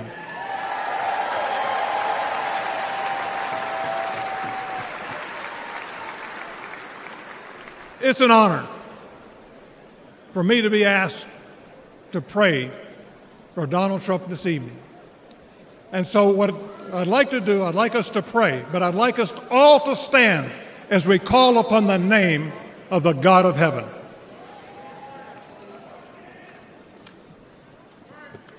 Our Heavenly Father, we come before you this evening with grateful hearts. Thank you for saving the life of President Donald J. Trump. In his own words, it was you and you alone who saved him. We pray for the others that were injured on Saturday, for the family who lost their loved one. Put your loving arms around them. Comfort them, and may they sense your presence. We stand before you tonight. We say thank you for the provisions you have given to the United States of America. You have blessed this country more than any country in the world. Sadly, as a nation, we have forgotten who is responsible for all the freedoms, the liberties, and the bounty that we enjoy. It has all come for you. Thank you. This evening, our nation is in trouble. We're divided politically, racially, economically, with millions of people seeking refuge and hope in our dry and thirsty land. You're the only one who can fix the complexity of the problems that we face today. We pray for President Trump that you would give him wisdom, strength, and a clear vision for the future of this nation and the task that is at hand. Continue to protect him from his enemies. I pray that you would surround him with men and women who will give him sound counsel and guidance. We pray for Melania, for Barron, and for all the President Trump's children and grandchildren. We pray for Senator J.D. Vance, his wife Usa, along with their young family. We're thankful for his strong stand for defending life. As your word instructs, we also pray for the leaders of our nation, whether they're Republican, Democrat, or Independent. We know that all authority comes from you. You are a great God, and we ask that if it be thy will that you will make America great once again. And we ask that you'll unite our hearts, bring us together, one nation under God, indivisible, with liberty and justice for all. And we pray this in the mighty name of my Lord and Savior, Jesus Christ, the King of Kings and the Lord of Lords. Amen.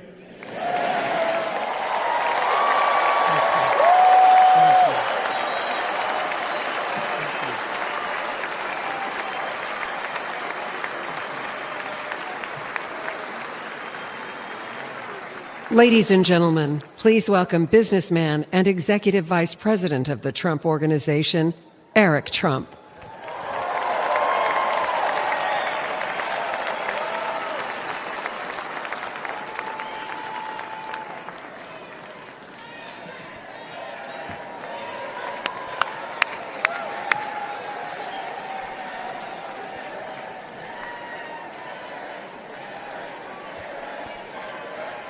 Good evening, America.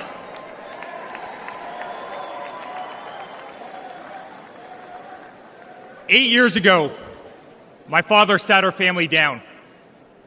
He spoke of a nation in decline, of dreams slipping away, of a future endangered by failed leadership and broken promises. It was in that moment I knew my father had made a decision that would forever change our lives. We realized he had chosen to step into the arena, to fight for the soul of America.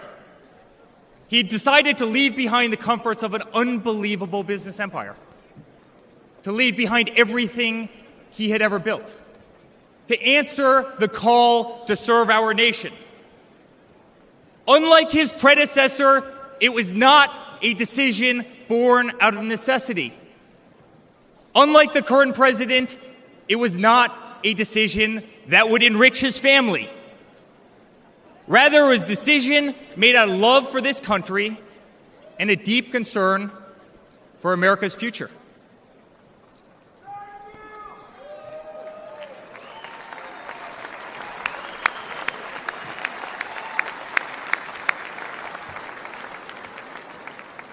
My father was clear it would not be easy, that there would be a huge price to pay, and that the attacks would be vicious. Looking back, that was an understatement. The made-up Russia hoax, the sham impeachments, the efforts to destroy an unbelievable company, a company that I run today, the efforts to cancel us, to silence him, to gag his free speech, and to drag him through every radical left courthouse in America, to take his life. Yet through it all, he's shown unwavering courage and determination, not just in public, but in every private conversation with me and our family.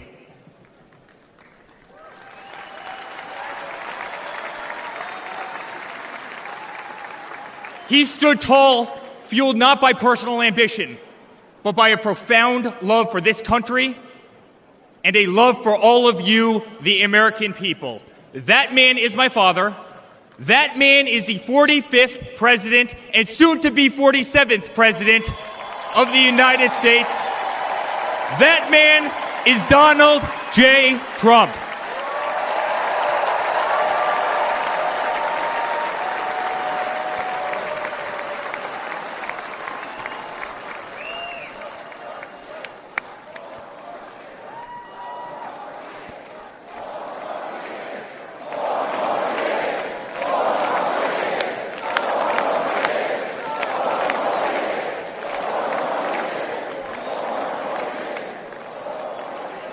Each time I've stood on this stage, America has been at a dire crossroads.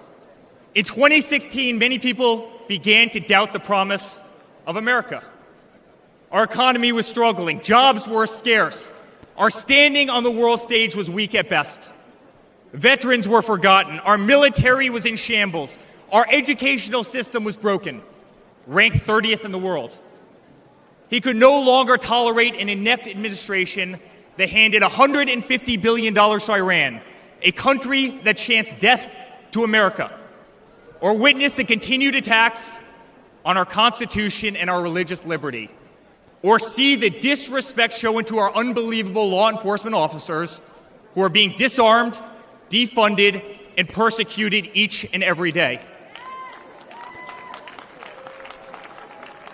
He could no longer stand to see words like Christmas stripped from public use or the Pledge of Allegiance removed from our schools. But my father saw potential where others saw despair. Donald Trump built the New York City skyline. He did so during a time when businesses were turning away from the city he loved. Crime was rampant. The streets were dirty. But he had the Midas touch, and he turned those streets and neighborhoods into gold. He faced every challenge with tremendous vision and grit.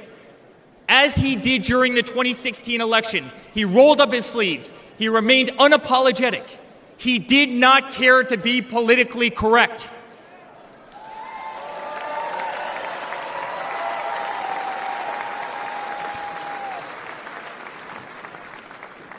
He restored hope. He restored a voice to millions of Americans who had been ignored. He restored the American dream. Under my father's leadership, the economy climbed to record heights. Jobs were created at an unthinkable pace. Unemployment reached historic lows across all demographics. Wage growth soared. He cut taxes for hardworking families and businesses. He slashed regulations. We saw the greatest 401k increase in American history.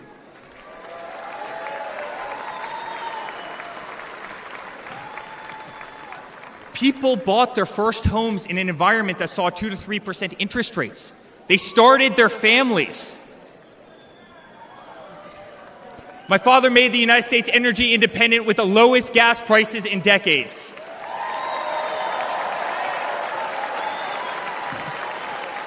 My father made the United States safe. Our borders were closed. There was peace in the Middle East. Soleimani, al-Baghdadi, the terrorists were dead.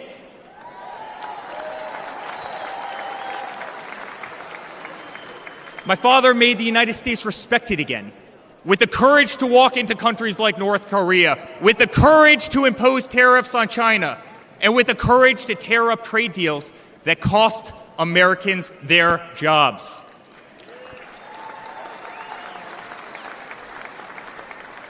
He brought manufacturing back to America. Small businesses flourished. He did what he promised. He put America first.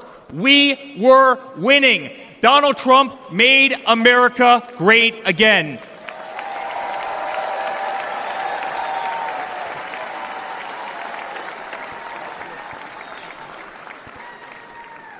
But he also created a movement that threatened the special interests in the political elites, a movement that cast a bright light on the institutions weaponized against the American people.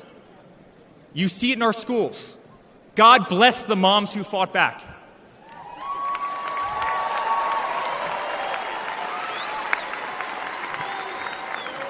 You see it in your workplace. You see it on every news station, in every newspaper. You see it in the military. The most iconic military installations on planet Earth are stripped of their identity and renamed. Fort Bragg, Benning, Fort Hood. You see it in Hollywood. You see it in our two-tier judicial system. They don't even hide it anymore. My father has been censored. The former president ripped off Twitter, Instagram, and Facebook while terrorist organizations remain intact. My father has been persecuted, targeted by far-left Democrats funded by special interest groups and hand-picked judges. My father has been pulled off the ballots of states, radical justices attempting to defy the will of millions of Americans who adore who he is and what he stands for. My father even became the target of an assassin who almost killed America's single greatest hope for our future. The swamp is terrified of this incredible movement. They're terrified of it. They're terrified of you and the tens of millions of people watching us on TV right now. They've tried everything to keep him from you, everything, to destroy his legacy, to destroy his family. They have failed, and they will not win.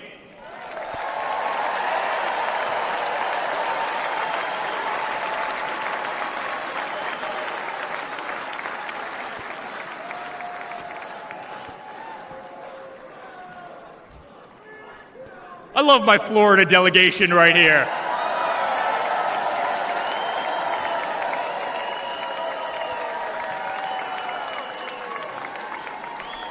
Thank you.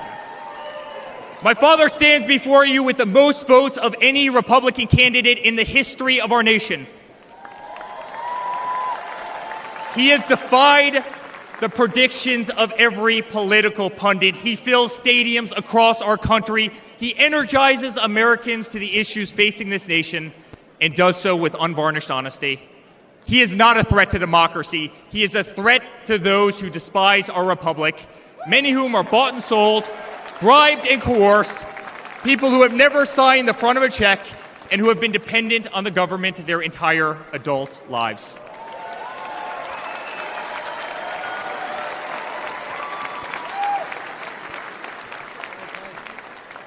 Today, as it was in 2016, America's at that crossroads again.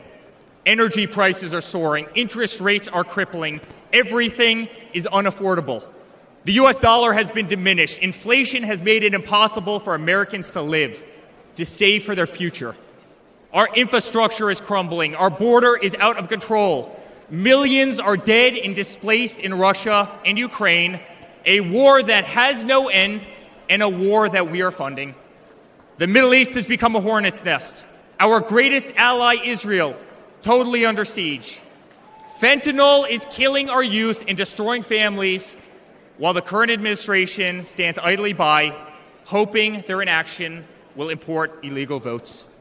Crime terrorizes our cities and our suburbs as far-left policies handcuff police. Male athletes, guys my height, 6'5", are swimming in women's sports.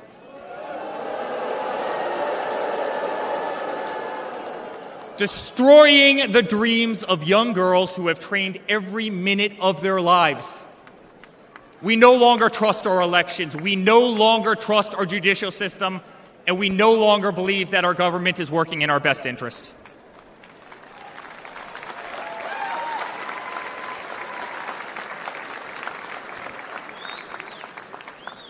In spite of where we are today as a nation, I'd like to speak to every American.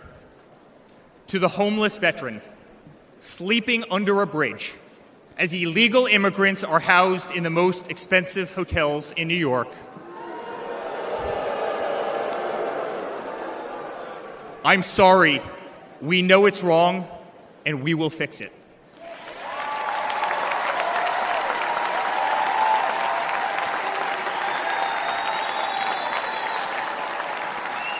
To the single mother who can no longer afford her rent, afford groceries, and has been forced to work 3 jobs, I'm sorry.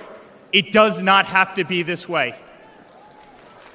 To the parents who lost a son or daughter to fentanyl, including the incredible woman that spoke the other night, while an administration does absolutely nothing, I'm sorry. Your government can do so much better, and it will.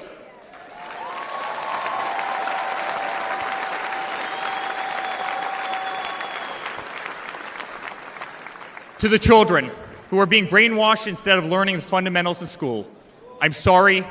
There are teachers who care, and my father will empower them.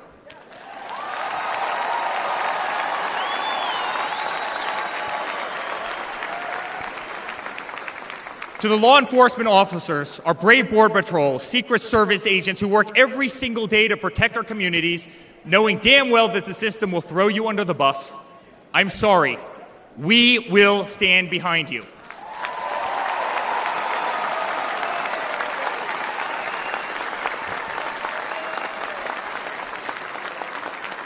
To commuters often petrified to take a bus, take a train, or walk the streets in cities across our nation, I'm sorry. That man right there will fix this.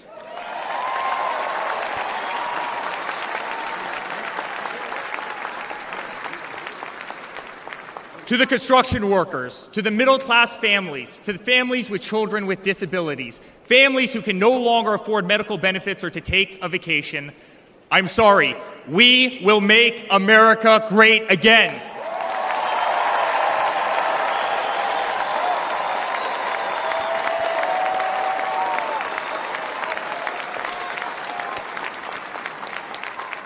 And to my father, who has been ruthlessly silenced, slandered, and attacked by a corrupt administration, I'm sorry.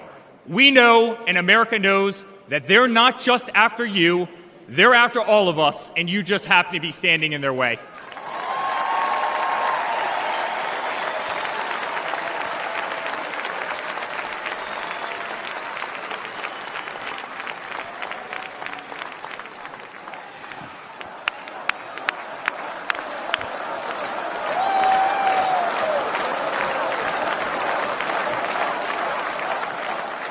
To all Americans watching tonight, the greatest retribution will be our success. Success not just for ourselves, but for our grandchildren and our children. Under President Donald J. Trump, the swamp will be drained. America will be respected. Our cities will be safe. Our streets will be clean. And our border will once again be secure.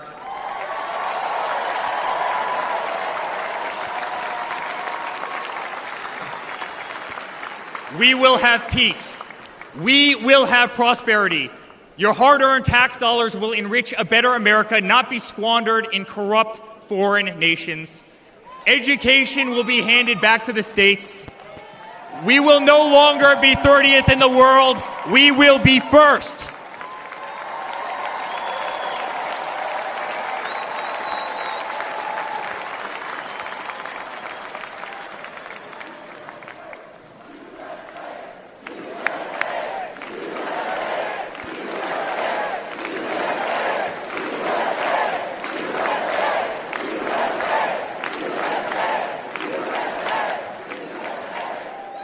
Our children will understand family, our children will have values, and our children will love God.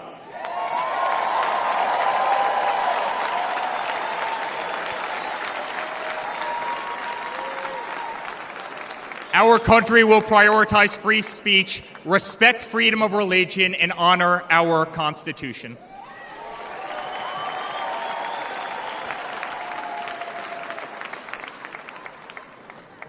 As his son, I've never been more proud of a person in my life.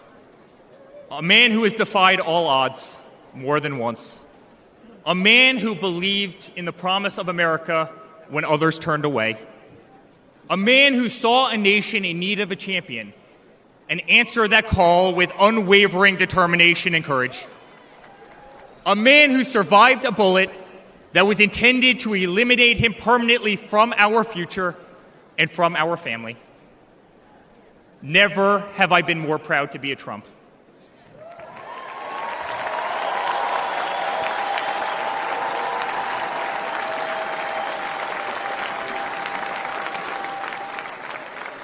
Never have I been more proud to stand by my father's side.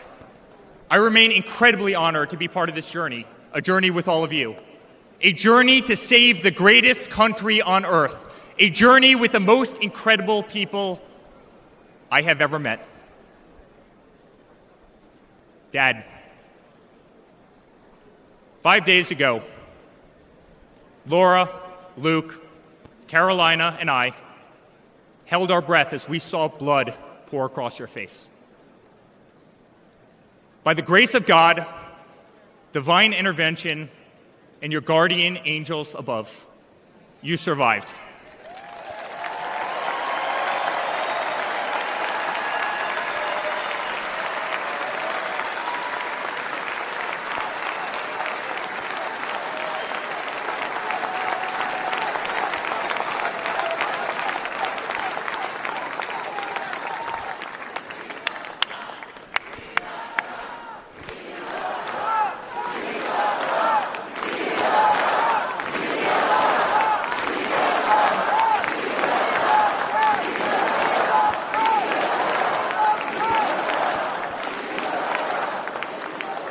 You are the greatest fighter I have ever seen.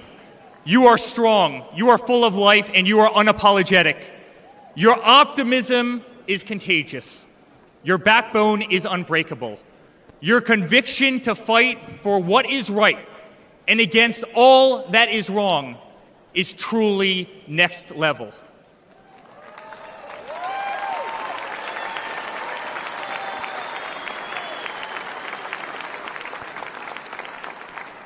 The whole world saw your strength as you stood up. You wiped the blood off your face, and you put your fist in the air in a moment that will be remembered as one of the most courageous acts in the history of American politics.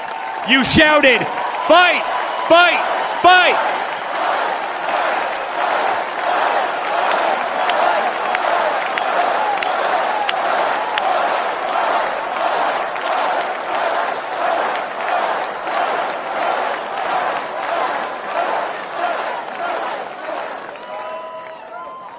I'm honored to be your son. I'm honored to speak to our great nation tonight. You are a true leader. You epitomize strength. Our country loves you. Our country appreciates you. Our country misses you.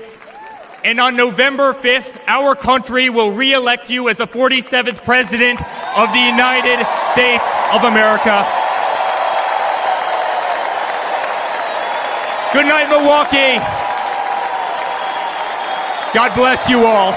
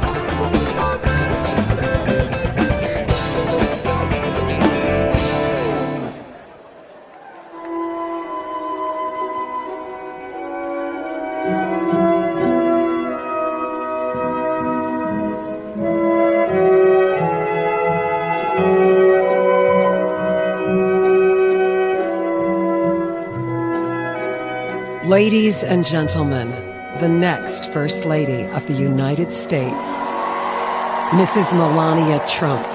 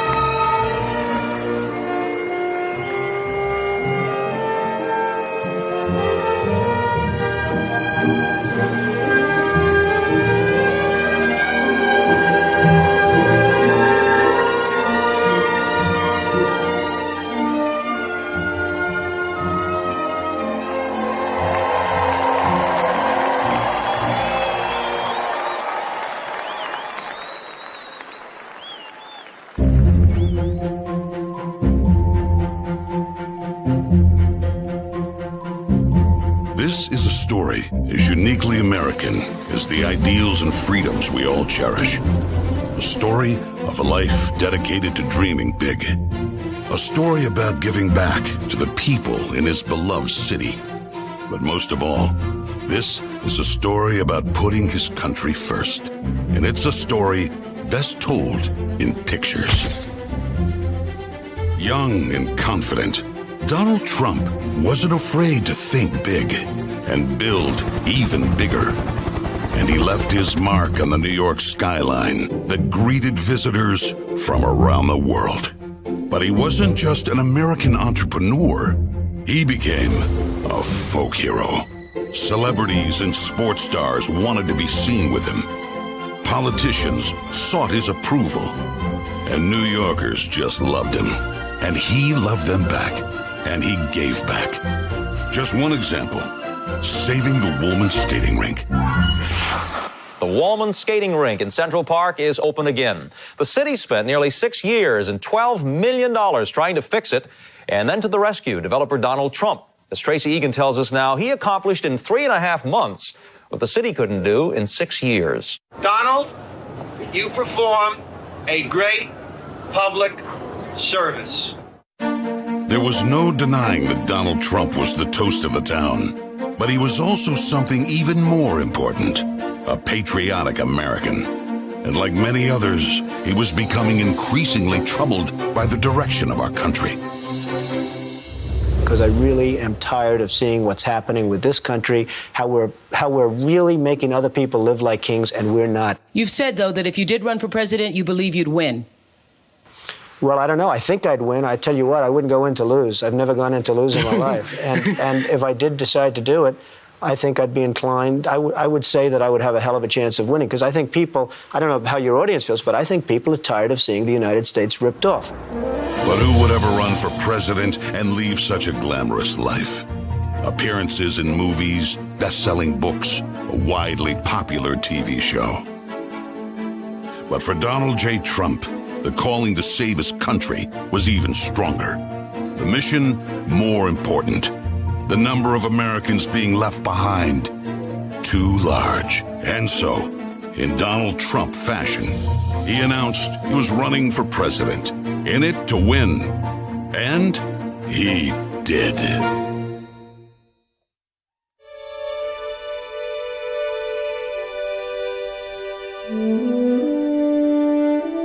From his first day in office, the Washington politicians learned something about President Trump.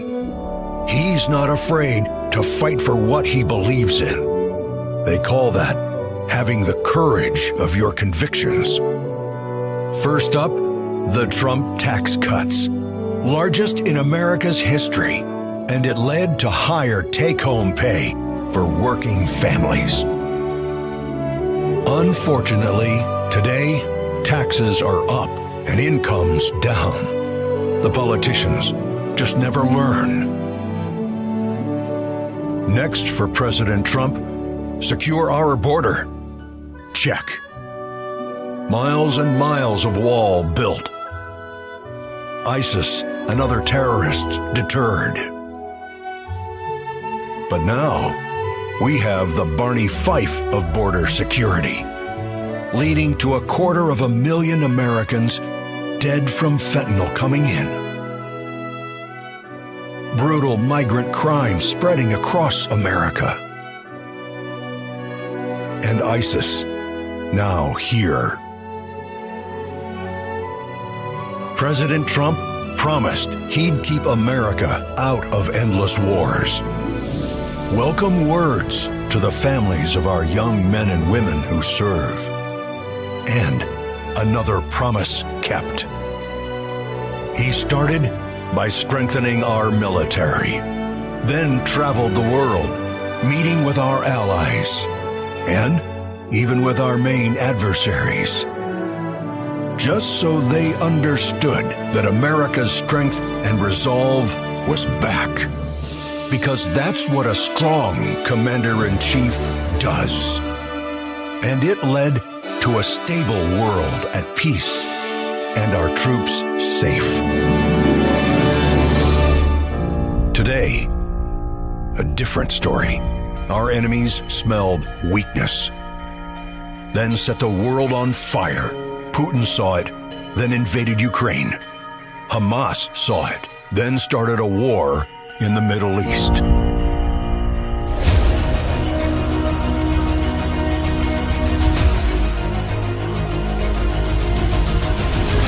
There's one more thing we've learned about President Trump. He believes so strongly in America, so optimistic for our possibilities, and so committed to fighting to once again make our country great, that there is nothing that is going to stop him.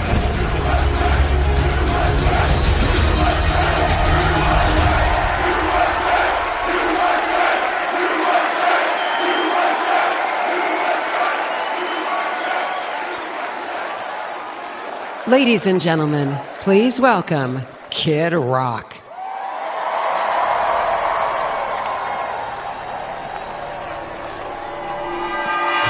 What up, America? If you're ready for President Trump to take the stage, I need everybody to stand up.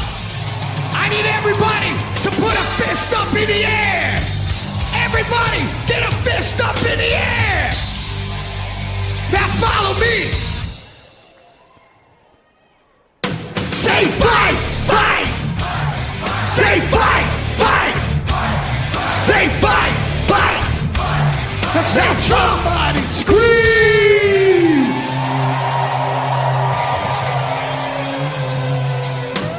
The devil without a cause. I'm back with the beaver hats and Ben Davis flags. 30-pack of stroll, straight rock and roll. No Rogaine in the propane flow. The chosen one, I'm the living proof. With the gift to gab from the city of truth. You know I jab, stab, and knock critics back. And I did not stutter when I said that. I'm going platinum, selling rhymes. I went platinum 7 times. Still they ill and wanna see us fry. I guess because only God knows why. Oh, they call me cowboy, I'm the singer of black. Throw a fist in the air, let me see where you're at. Say fight, fight. Say fight, fight. Say fight, fight.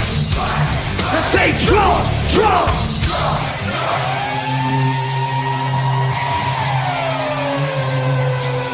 I like AC/DC and ZZ Top. Won't see this beasties and the kings of rock. Skinner, Seeger, Lip, Corn, the Stones, David Attenco and the No-Show Jones. Yeah, pass that Battleground. Got the rock from Detroit, the soul from Motown. The underground, straight Detroit pimp. With tracks to Mac and slap back to back. Never gain no pay, I don't play with ass. Well, watch me rock with Liberace flash. Punk rock the Clash, boy bands are trash. I like Johnny Cash and Grandmaster Flash. Flash, flash, flash. Oh, they call me cowboy. I'm the singer of black. Throw a fist in the air. Let me see where you're at. Say fight, fight. Say fight, fight. Say fight, fight. Now say Trump, Trump.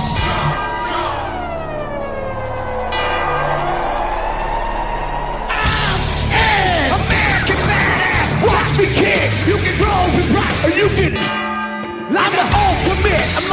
raise the grace. I'm on rock and roll, I'ma rock this place. All super fly, living double wide. Side camouflage, the big dog can ride. They'll sack to share, bring it fast to flare. Like a long hair swinging, middle finger in the air. Snakeskin boots, 65 Chevelle. See me ride and sit and hit a rebel yell. I won't live to tell, so if you do, rock for freedom and rock for truth. Who knew I'd blow like Oklahoma, Florida, Georgia, Arizona? Smell the aroma and check my hits. I know it stinks in here, cause Trump's the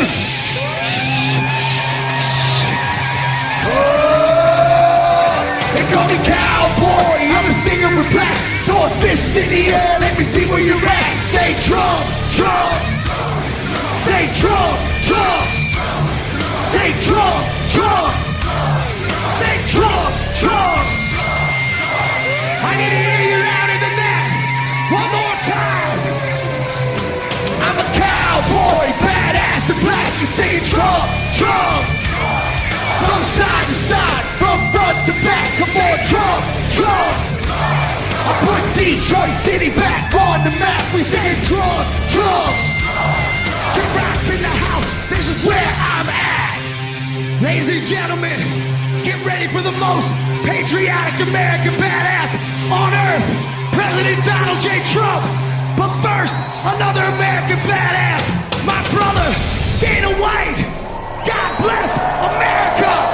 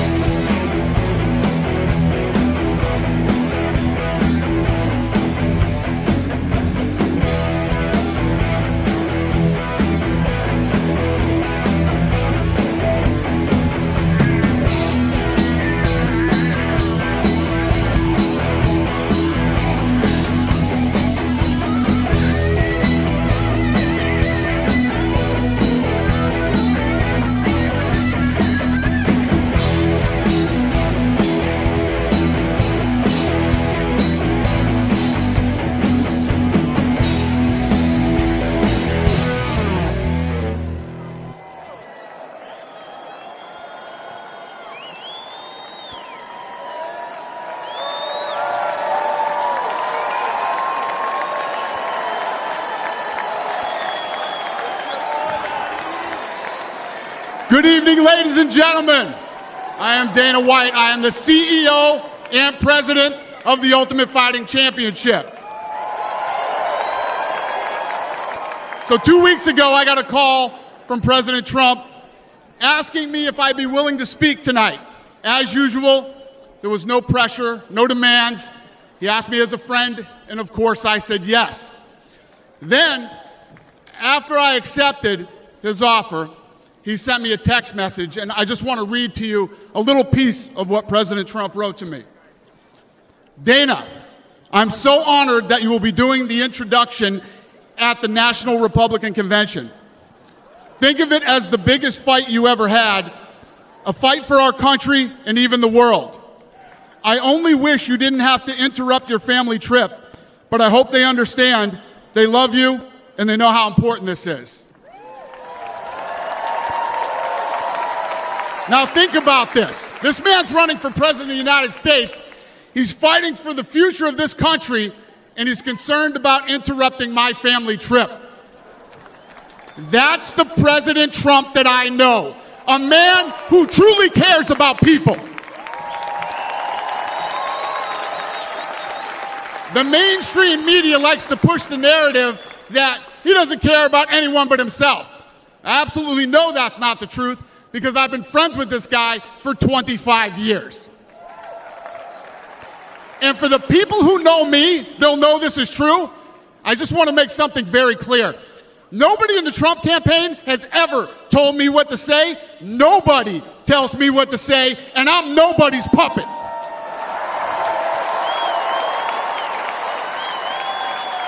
And I'm not telling you what to think.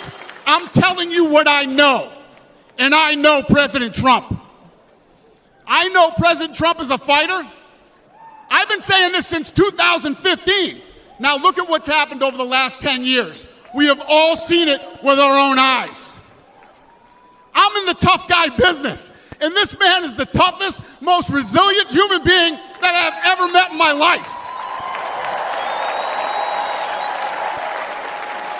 The higher the stakes, the harder he fights, and this guy never, ever gives up. So what's at stake here? The answer is in President Trump's text, and I quote, "A fight for our country." I know why he's running for president again. Why else would he put himself through everything he's dealt with just to get back here? We all know he doesn't need this. This guy's got a great life. He has a beautiful family. And he has achieved everything that you could possibly achieve in life. I know President Trump is literally putting his life on the line for something bigger than himself. And he's willing to risk it all because he loves this country.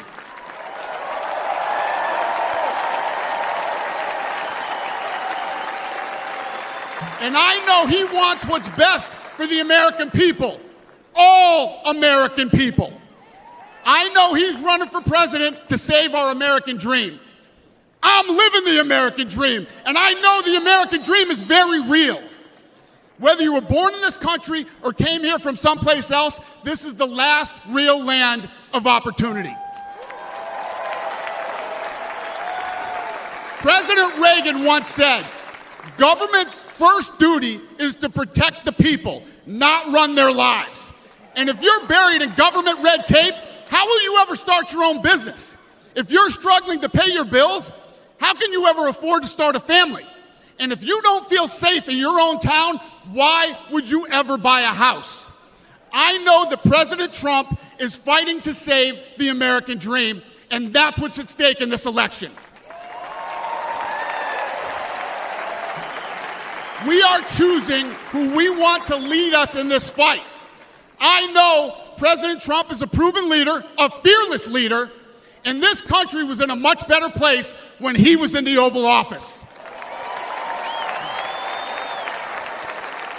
In my mind, the choice is clear. But this election, we all get to choose. I know I'm going to choose strength and security. I know I'm going to choose opportunity and prosperity. I know I'm going to choose real American leadership and a real American badass.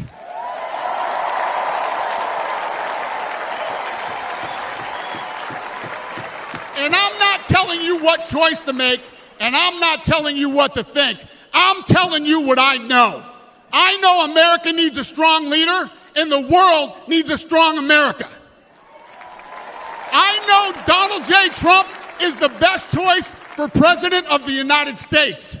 My fellow Americans, it is my honor to introduce the 45th and soon-to-be 47th President of the United States, Donald J. Trump.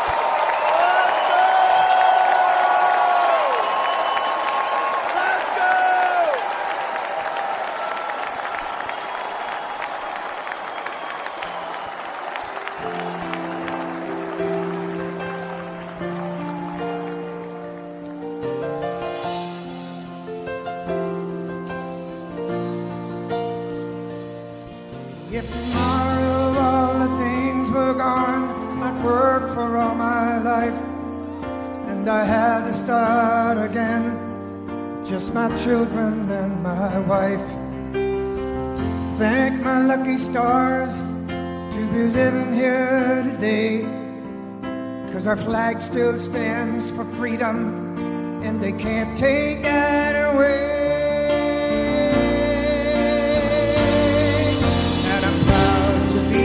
American, where at least I know I'm free, and I won't forget the men who died, who gave that right to me, and I gladly stand up next to you and defend her still today, 'cause there ain't no doubt I love this land. Sing it. God bless the USA.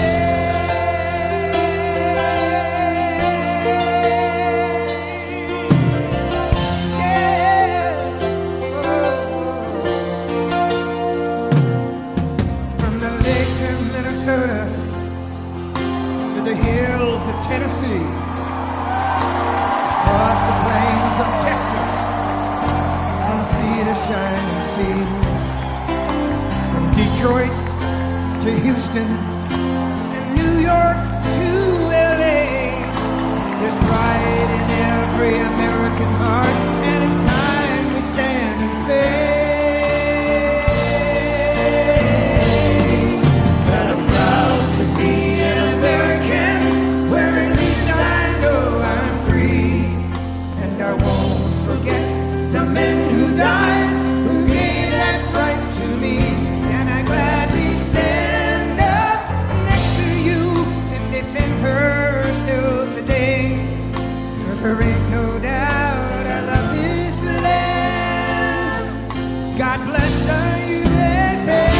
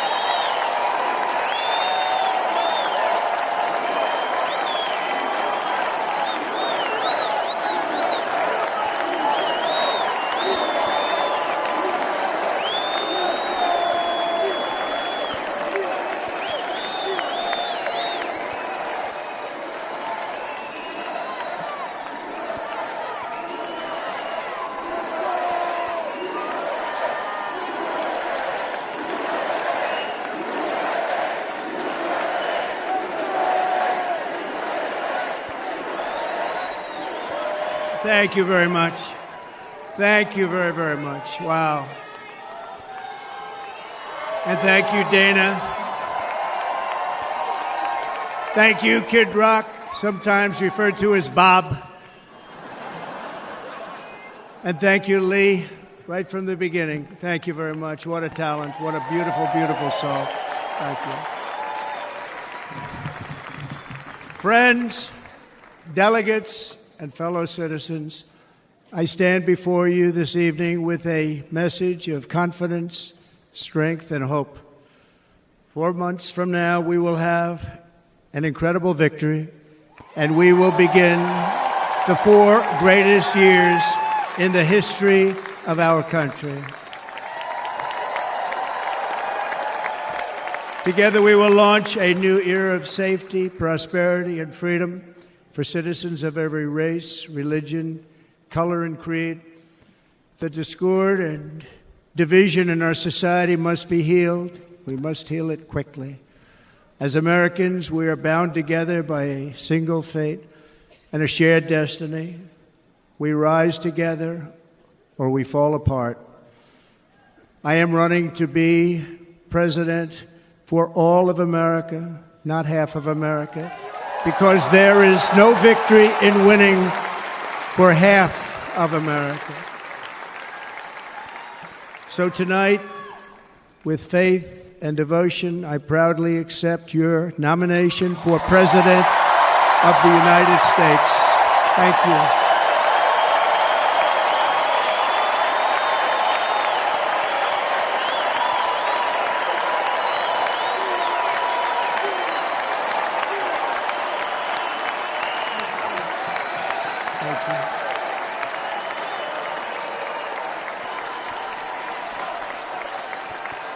Thank you very much.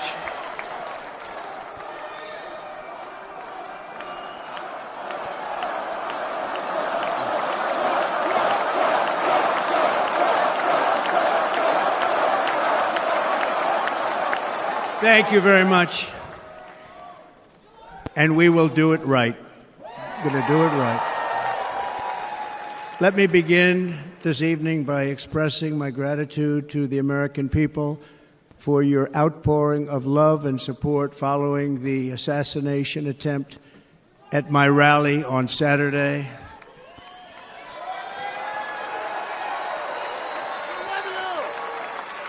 As you already know, the assassin's bullet came within a quarter of an inch of taking my life. So many people have asked me, what happened? Tell us what happened, please. And therefore, I will tell you exactly what happened, and you'll never hear it from me a second time because it's actually too painful to tell. It was a warm, beautiful day in the early evening in Butler Township in the great Commonwealth of Pennsylvania. Music was loudly playing, and the campaign was doing really well. I went to the stage, and the crowd was cheering wildly. Everybody was happy.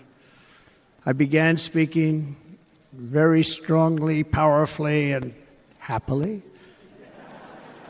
because I was discussing the great job my administration did on immigration at the southern border. We were very proud of it.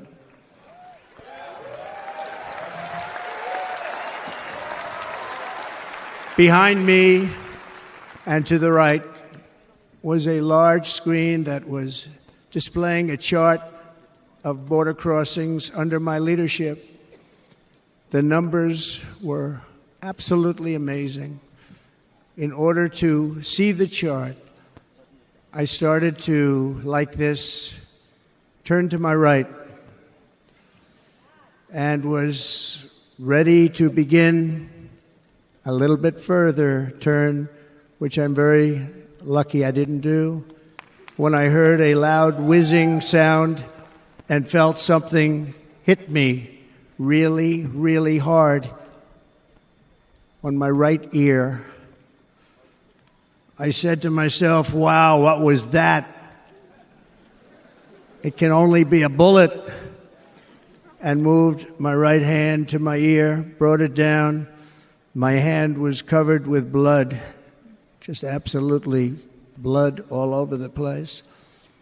I immediately knew it was very serious, that we were under attack, and in one movement proceeded to drop to the ground.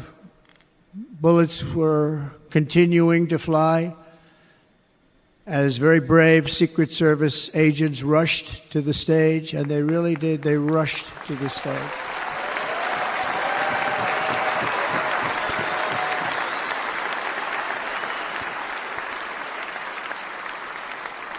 These are great people at great risk, I will tell you, and pounced on top of me so that I would be protected.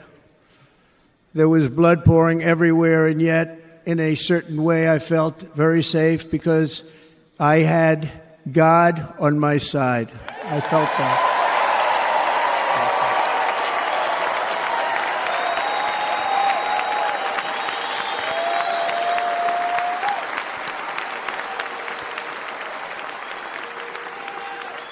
The amazing thing is that prior to the shot, if I had not moved my head at that very last instant, the assassin's bullet would have perfectly hit its mark, and I would not be here tonight. We would not be together.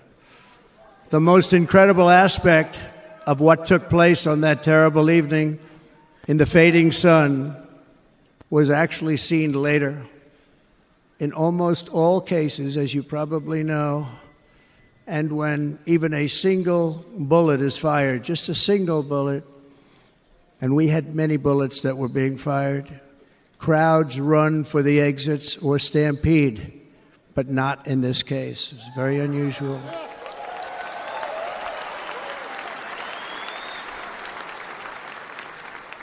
This massive crowd of tens of thousands of people stood by and didn't move an inch.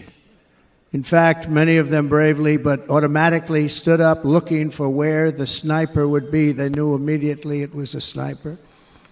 And then began pointing at him. You can see that if you look at the group behind me. That was just a small group compared to what was in front. Nobody ran, and by not stampeding, many lives were saved. But that isn't the reason that they didn't move. The reason is that they knew I was in very serious trouble. They saw it. They saw me go down. They saw the blood and thought, actually, most did, that I was dead. They knew it was a shot to the head. They saw the blood. And there's an interesting statistic. The ears are the bloodiest part. If something happens with the ears, they bleed more than any other part of the body. For whatever reason, the doctors told me that. I said, why is there so much blood? He said, it's the ears. They bleed more. So we learned something, but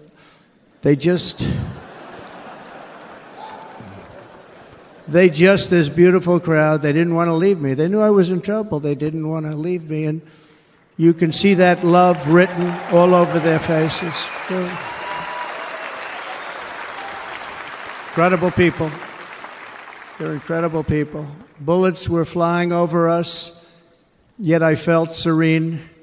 But now the Secret Service agents were putting themselves in peril. They were in very dangerous territory. Bullets were flying right over them, missing them by a very small amount of inches. And then it all stopped. Our Secret Service sniper, from a much greater distance and with only one bullet used, took the assassin's life, took him out.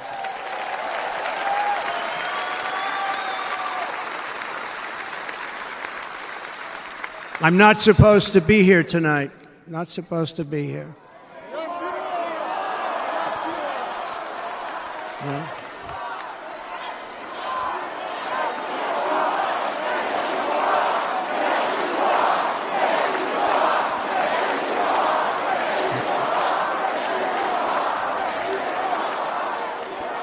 Thank you. But I'm not. And I'll tell you, I stand before you in this arena only by the grace of Almighty God.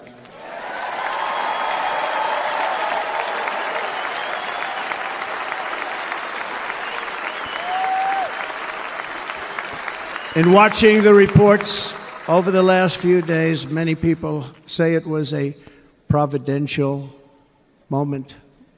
Probably was. When I rose, surrounded by Secret Service, the crowd was confused because they thought I was dead, and there was great, great sorrow. I could see that on their faces as I looked out.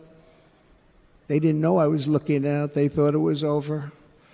But I could see it, and I wanted to do something to let them know I was okay. I raised my right arm, looked at the thousands and thousands of people that were breathlessly waiting, and started shouting, "Fight, fight, fight."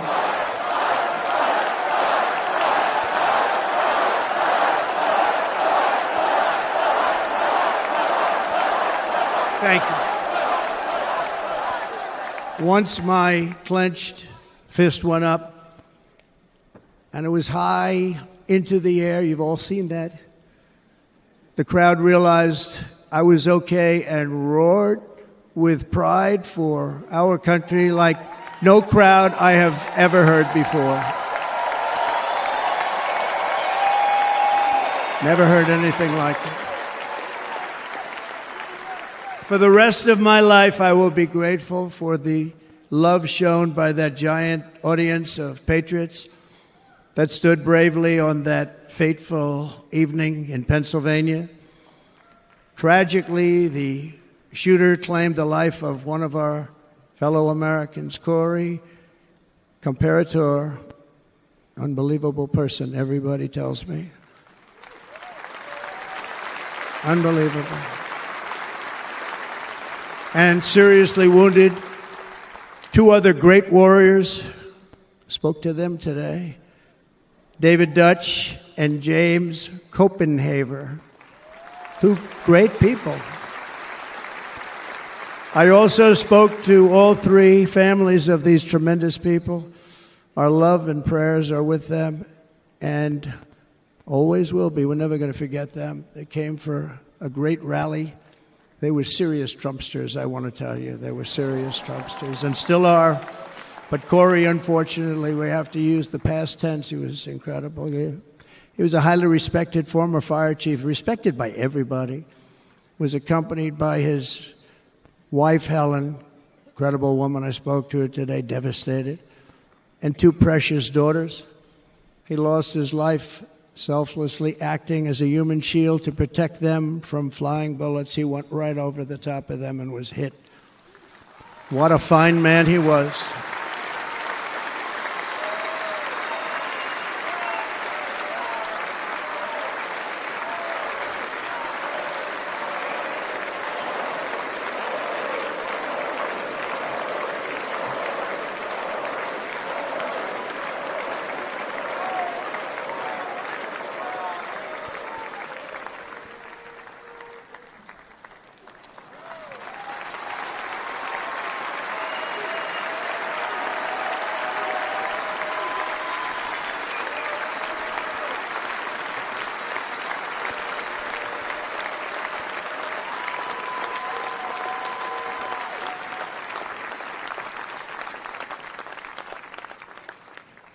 I want to thank the fire department and the family for sending his helmet, his outfit, and it was just something, and they're going to do something very special when they get it. But we did something which cannot match what happened, not even close. But I am very proud to say that over the past few days, we've raised $6.3 million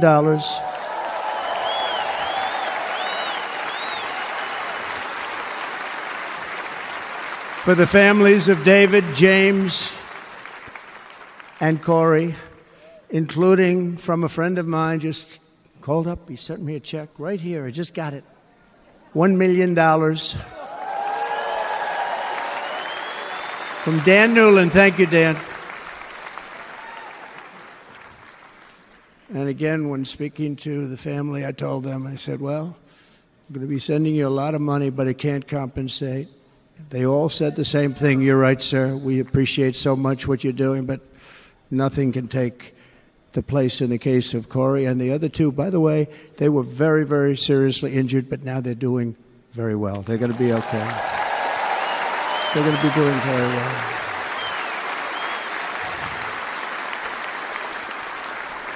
They're warriors. So now I ask that we observe a moment of silence in honor of our friend Corey.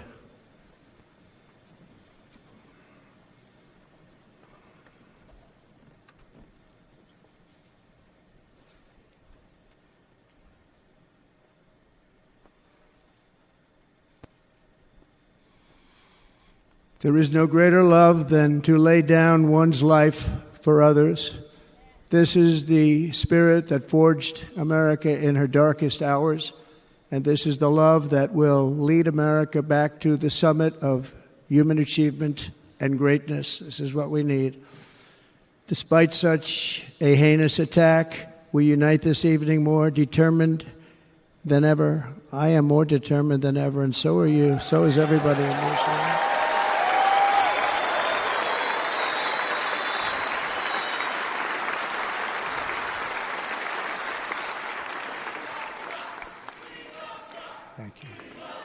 Thank you very much.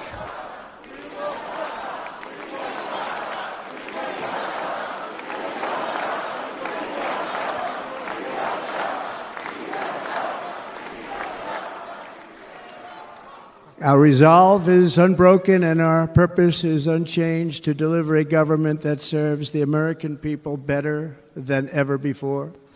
Nothing will stop me in this mission because our vision is righteous and our cause is pure.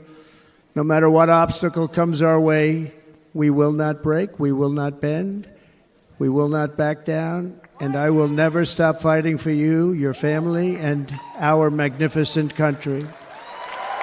Never.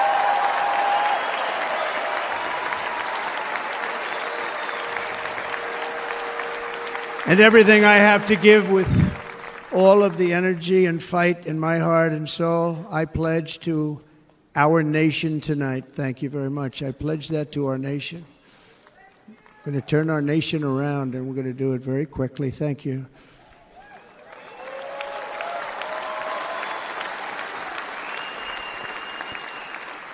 This election should be about the issues facing our country and how to make America successful, safe, free, and great again.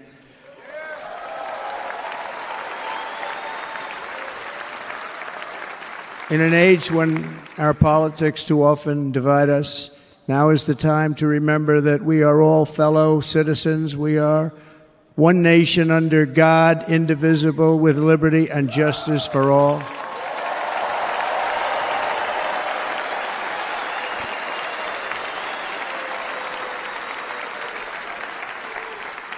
And we must not criminalize dissent or demonize political disagreement, which is what's been happening in our country lately at a level that nobody has ever seen before. In that spirit, the Democrat Party should immediately stop weaponizing the justice system and labeling their political opponent as an enemy of democracy. Especially since that is not true. In fact, I am the one saving democracy for the people of our country.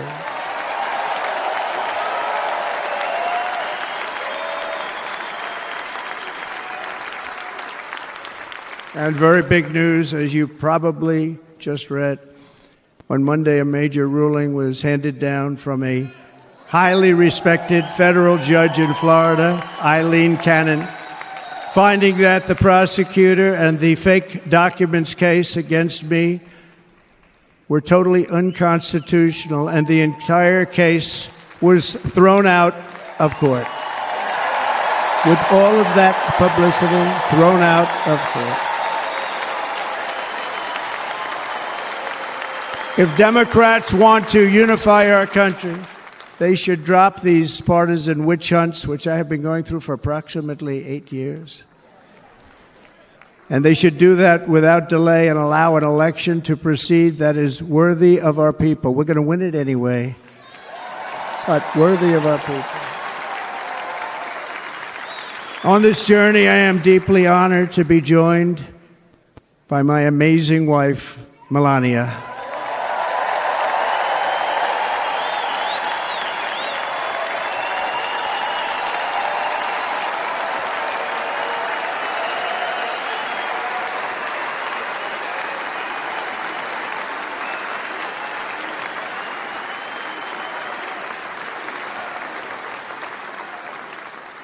And Melania, thank you very much. You also did something really beautiful, a letter to America calling for national unity, and it really took the Republican Party by surprise. I will tell you, it was beautiful. In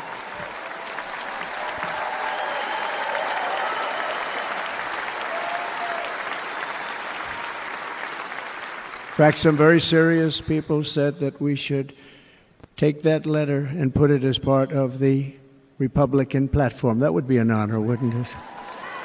Right, Mr. Congressman?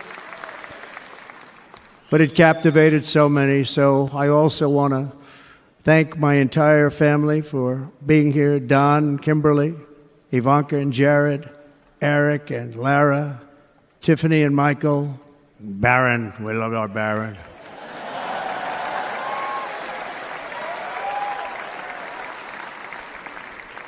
And, of course, my 10 wonderful grandchildren. You saw a few of them up there on my lap before.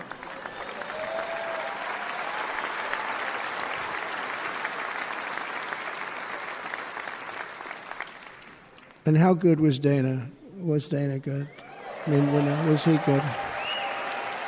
You know, he was on probably the only vacation he's had in about, maybe ever, because he works, but about 10 years with his wife, very far away. I won't tell you where, but very, very far away, beautiful place.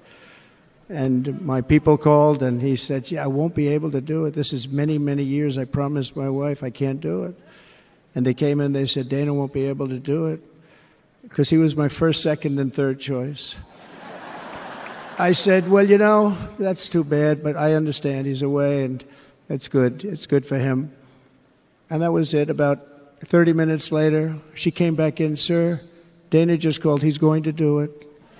And his wife, she said, you can't turn him down. You just can't do it. You have to go. That's a good wife.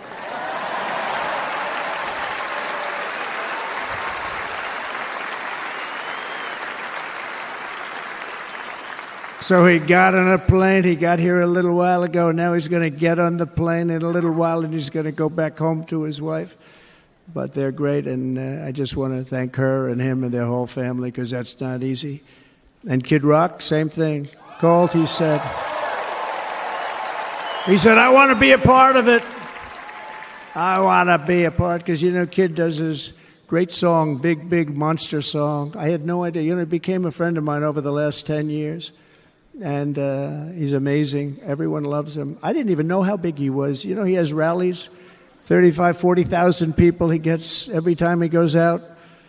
I think he's making so much money, he doesn't know what the hell to do with it. You want to know? And then we have my other friend, and I've known him so long, and we took that song, and it was a big success, but we made that. I saw a chart of great songs to America. That was #1 on the chart recently, #1. So that's Lee Greenwood, a very special, beautiful person. He's a beautiful man. But they all wanted to be here. They called. And how about the Hulkster? How good was he? Is he up? Where is he? Boy, oh boy.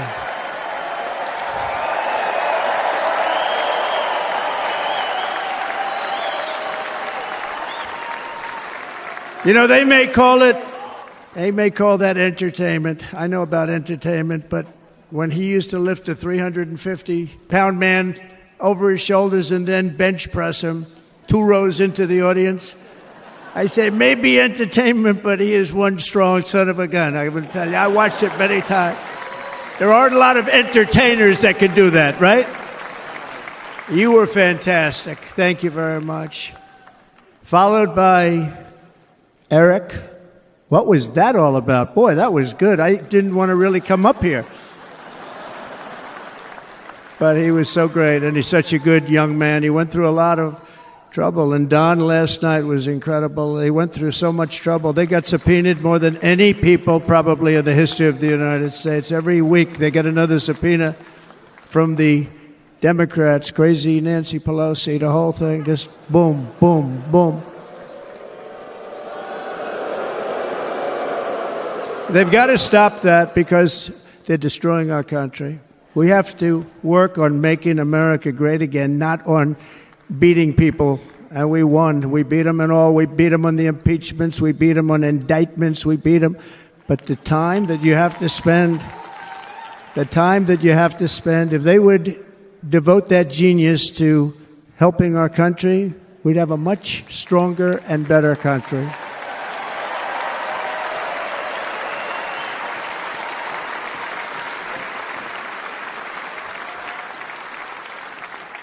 And Jason, the biggest star in country music. Jason, thank you for being here. Jason, thank you very much. Jason Aldean, he's good. I like his wife even better, by the way. She's here. Thank you, Jason. But I'm thrilled to have a new friend and partner fighting by my side. The next Vice President of the United States, the current Senator from Ohio, J.D. Vance, and his incredible wife, Usha.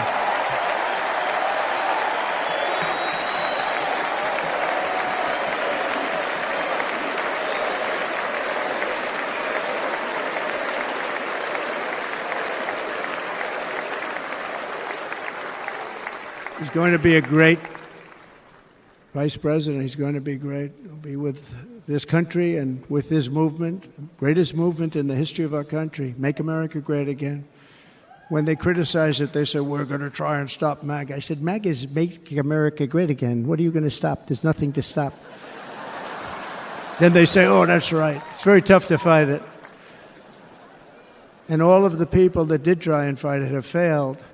but he's going to be with us for a long time, and it was an honor to select him. Great student at Yale. His wife was a great student at Yale. They met at Yale. These are two smart people. So, JD, you're going to be doing this for a long time. Enjoy the ride.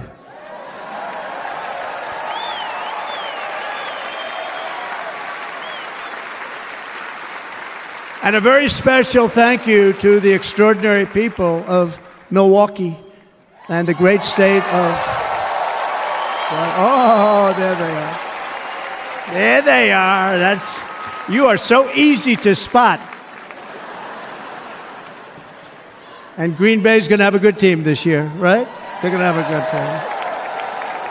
They're going to have a good team. Most of the audience doesn't like it, but it's true. You're going to have a very good team this year. And by the way, Wisconsin, we are spending over $250 million here creating jobs and other economic development all over the place. So I hope you will remember this in November and give us your vote. I am trying to buy your vote. I'll be honest about that.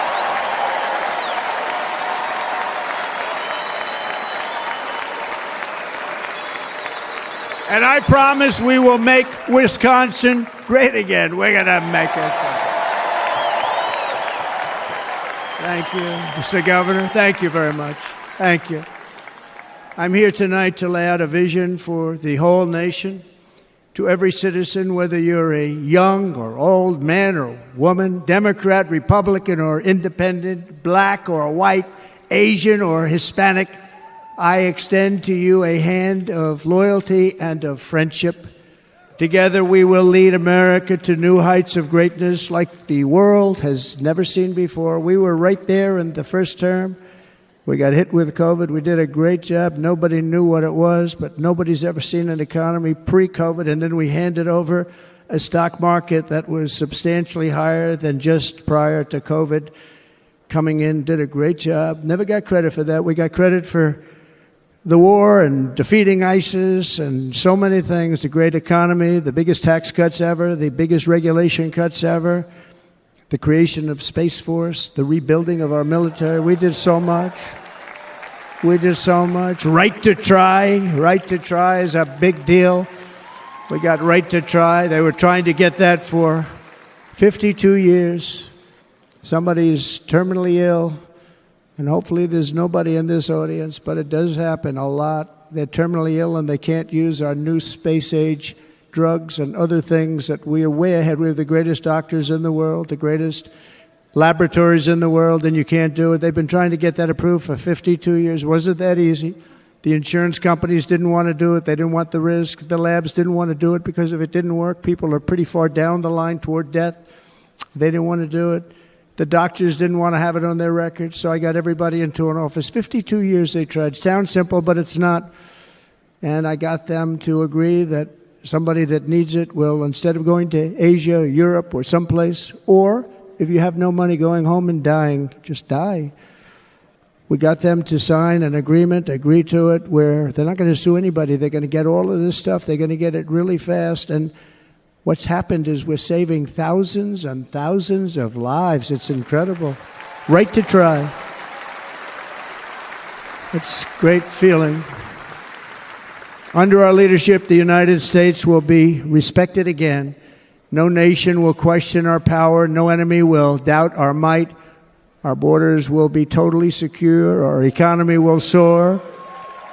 We will return law and order to our streets, patriotism to our schools, and importantly, we will restore peace, stability, and harmony all throughout the world. But to achieve this future, we must first rescue our nation from failed and even incompetent leadership. We have totally incompetent leadership. This will be the most important election in the history of our country. Under the current administration, we are indeed a nation in decline. We have an inflation crisis that is making life unaffordable, ravaging the incomes of working and low-income families, and crushing, just simply crushing our people like never before. They've never seen anything like it. We also have an illegal immigration crisis, and it's taking place right now as we sit here in this beautiful arena. It's a massive invasion at our southern border that has spread misery, crime, poverty, disease, and destruction to communities all across our land. Nobody's ever seen anything like it. Then there's an international crisis, the likes of which the world has seldom been part of. Nobody can believe what's happening. War is now raging in Europe and the Middle East. A growing specter of conflict hangs over Taiwan, Korea, the Philippines, and all of Asia. And our planet is teetering on the edge of World War III. And this will be a war like no other war because of weaponry. The weapons are no longer army tanks going back and forth shooting at each other. These weapons are obliteration. It's time for a change. This administration can't come close to solving the problems. We're dealing with very tough, very fierce people. They're fierce people. And we don't have fierce people. We have people that are a lot less than fierce, except when it comes to cheating on elections and a couple of other things. Then they're fierce. Then they're fierce. So tonight, I make this pledge to the great people of America. I will end the devastating inflation crisis immediately, bring down interest rates, and lower the cost of energy. We will drill, baby, drill.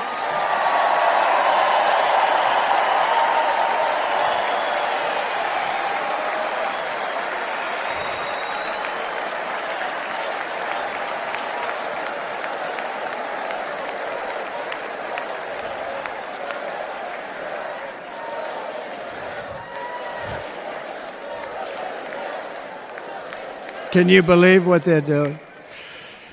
But by doing that, we will lead a large-scale decline in prices. Prices will start to come down. Energy raised it. They took our energy policies and destroyed them. Then they immediately went back to them, but by that time, so much was lost. But we will do it at levels that nobody's ever seen before, and we'll end lots of different things. We'll start paying off debt and start lowering taxes even further. We gave you the largest tax cut. We'll do it more. You know, people don't realize I brought taxes way down, way down, and yet we took in more revenues the following year than we did when the tax rate was much higher. Most people said, how did you do that? Because it was incentive. Everybody was coming to the country. They were bringing back billions and billions of dollars into our country. The companies made it impossible to bring it back. The tax rate was too high, and the legal complications were far too great. I changed both of them, and hundreds of billions of dollars by Apple and so many other companies were brought back into our nation, and we had an economy the likes of which no nation had ever seen. China, we were beating them at levels that were incredible. And they know it. They know it. We'll do it again, but we'll do it even better. I will end the illegal immigration crisis by closing our border and finishing the wall, most of which I've already built.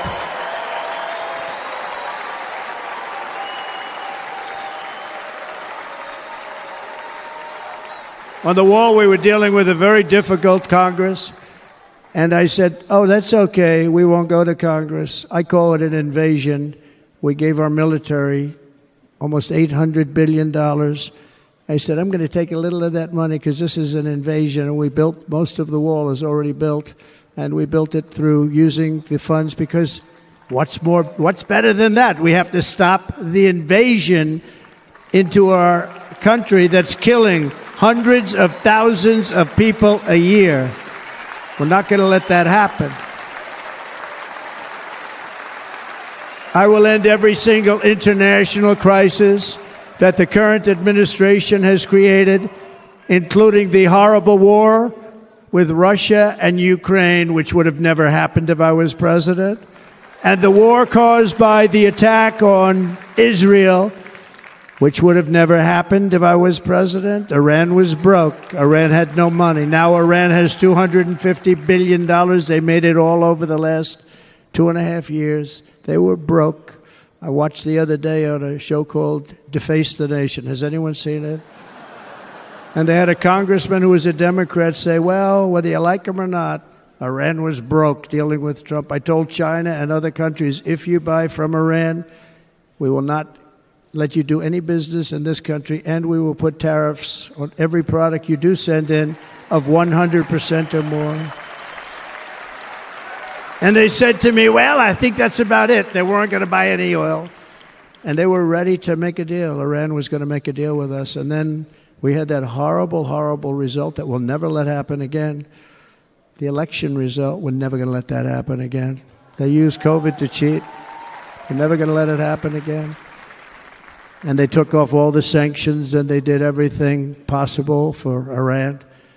And now Iran is very close to having a nuclear weapon, which would have never happened. This is a shame what this administration, the damage that this administration has done. And I say it often.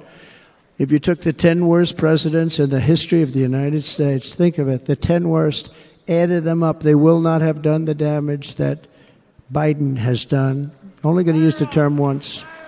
Biden. I'm not going to use the name anymore, just one time. The damage that he's done to this country is unthinkable. It's unthinkable. Together we will restore vision, strength, competence, and we're going to have a thing called common sense making most of our decisions, actually. It's all common sense. Just a few short years ago, under my presidency, we had the most secure border and best economy in the history of our country, in the history of the world. We had the greatest economy in the history of the world. We had never done anything like it. We were beating every country, including China, by leaps and bounds. Nobody had seen anything like it. We had no inflation. Soaring incomes were going. Nobody can believe it. You can't believe what happened 4 years ago is happening now in reverse. And the world was at peace. Inflation has been a killer for our country. No matter what you make it doesn't matter because inflation is eating you alive. People that were putting away money, they were making great wages, the highest they've ever made, but they were putting away a lot of money. Now they are just being destroyed. They're not putting away anything. They're barely living. They're going into savings accounts. They're taking out their money to live because of inflation. Inflation, remember, it's called a country buster. You can go back to Germany from 100 years ago. You can go back to any country that suffered great inflation. We've suffered the worst inflation we've ever had. But go back and see what's happened to those countries. We've had the worst inflation we've ever had under this person. But in less than 4 years, our opponents have turned incredible success into unparalleled tragedy and failure. It's been a tremendous failure. Today, our cities are flooded with illegal aliens. Americans are being squeezed out of the labor force and their jobs are taken. And by the way, you know who's taking the jobs that are created? 107% of those jobs are taken by illegal aliens. And you know who's being hurt the most by millions of people pouring into our country? The black population and the Hispanic population, because they're taking the jobs from our black population, our Hispanic population, and they're also taking them from unions. The unions are suffering because of it. Thank you. Thank you. I like you too. Thank you very much. Inflation has wiped out the life savings of our citizens and forced the middle class into a state of depression and despair. That's what it is. It's despair and depression. We cannot and will not let this continue. Less than 4 years ago, we were a great nation, and we will soon be a great nation again. We're going to be a great nation again.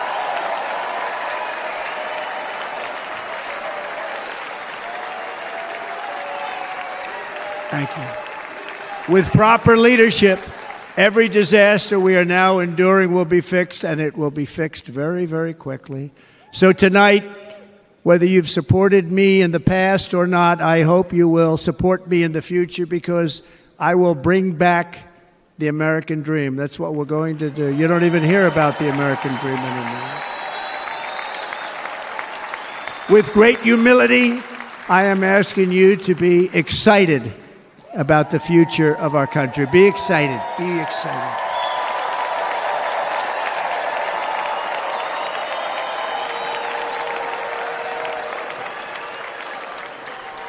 And by the way, the news reports, look at all of those big networks. Look at them. They're all here. But every one of them has said this could be the most organized, best run, and most enthusiastic convention of either party that they've ever seen. Every single one.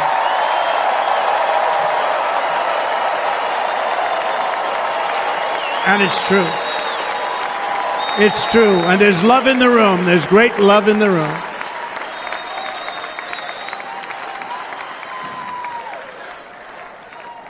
So I better finish strong. Otherwise we'll blow it. And we can't let that happen. Now, this was great. All of the great people that spoke, and everybody hit a home run. I mean, there's not one that I can think of where I said, oh, gee, that wasn't great. Every single person. I refuse to be the only one. Don't do that to me. They're already getting ready. See, I gave them an idea. Now, this was a great convention. This was, I think we're actually going to go home and miss it. You know, usually with a first of all, look at these crowds. You'd never have this at a convention. Look at these crowds.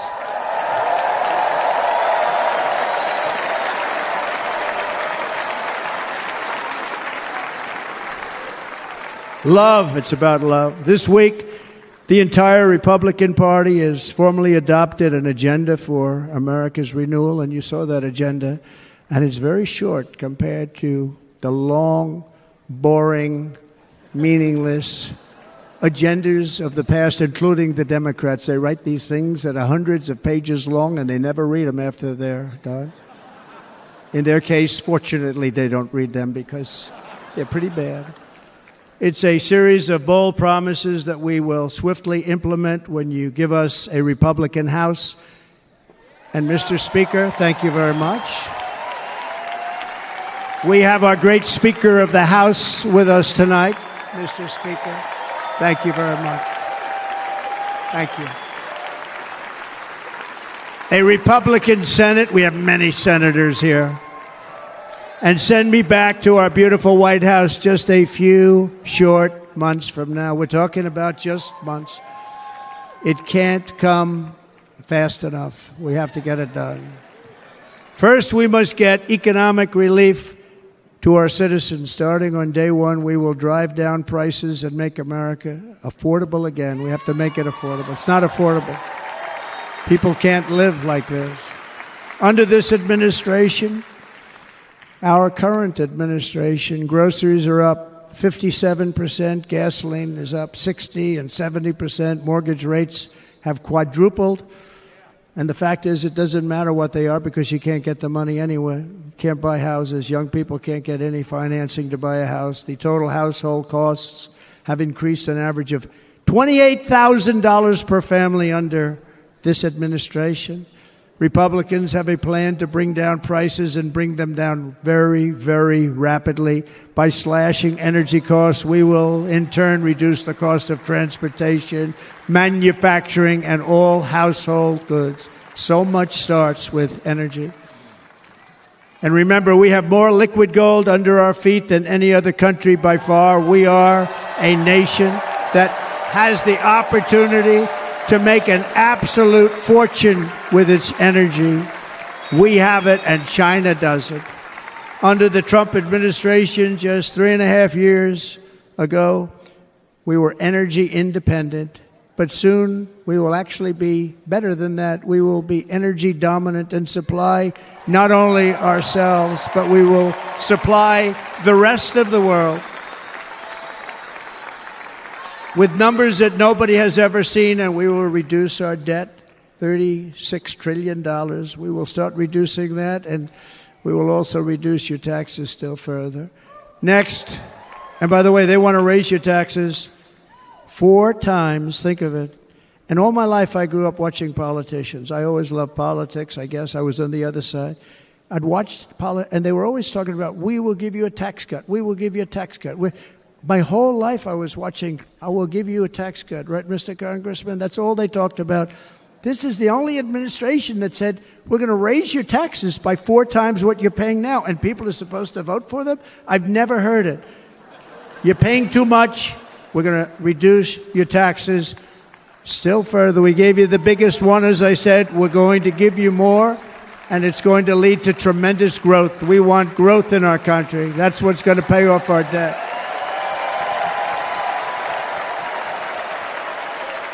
And next, we will end the ridiculous and actually incredible waste of taxpayer dollars that is fueling the inflation crisis. They've spent trillions of dollars on things having to do with the Green New Scam. It's a scam. And that's caused tremendous inflationary pressures in addition to the cost of energy. And all of the trillions of dollars that are sitting there not yet spent, we will redirect that money for important projects like roads, bridges, dams, and we will not allow it to be spent on meaningless green new scam ideas.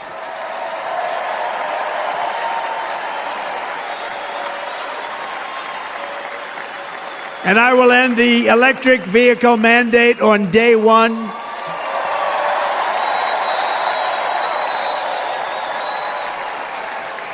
Thereby saving the U.S. auto industry from complete obliteration, which is happening right now, and saving U.S. customers thousands and thousands of dollars per car.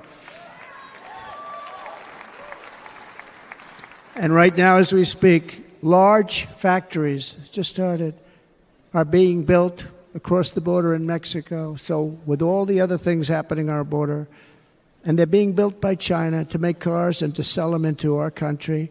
No tax, no anything. The United Auto Workers ought to be ashamed for allowing this to happen. And the leader of the United Auto Workers should be fired immediately. And every single auto worker, union and non-union, should be voting for Donald Trump because we're going to bring back car manufacturing and we're going to bring it back fast.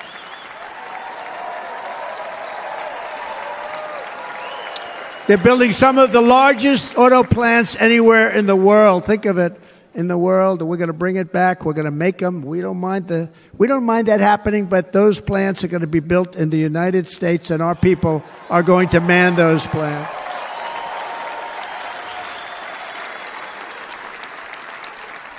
And if they don't agree with us, we'll put a tariff of approximately 100 to 200% on each car, and they will be unsellable in the United States.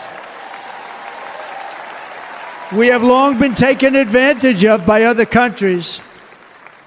And think of it, oftentimes these other countries are considered so-called allies. They've taken advantage of us for years. We lose jobs, we lose revenue, and they gain everything and wipe out our businesses, wipe out our people. I stopped it for 4 years. I stopped it. And we're really ready to make changes like nobody had seen before. And remember, USMCA, I got rid of NAFTA, the worst trade deal ever made, and replaced it with USMCA, which is, they say, the best trade deal ever made.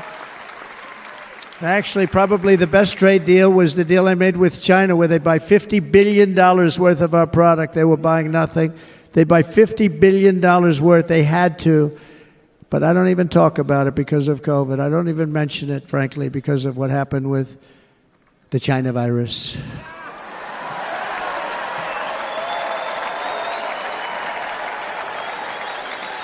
We will not let countries come in, take our jobs, and plunder our nation. They come and do that. They plunder our nation. The way they will sell their product in America is to build it in America. Very simple. Build it in America and only in America.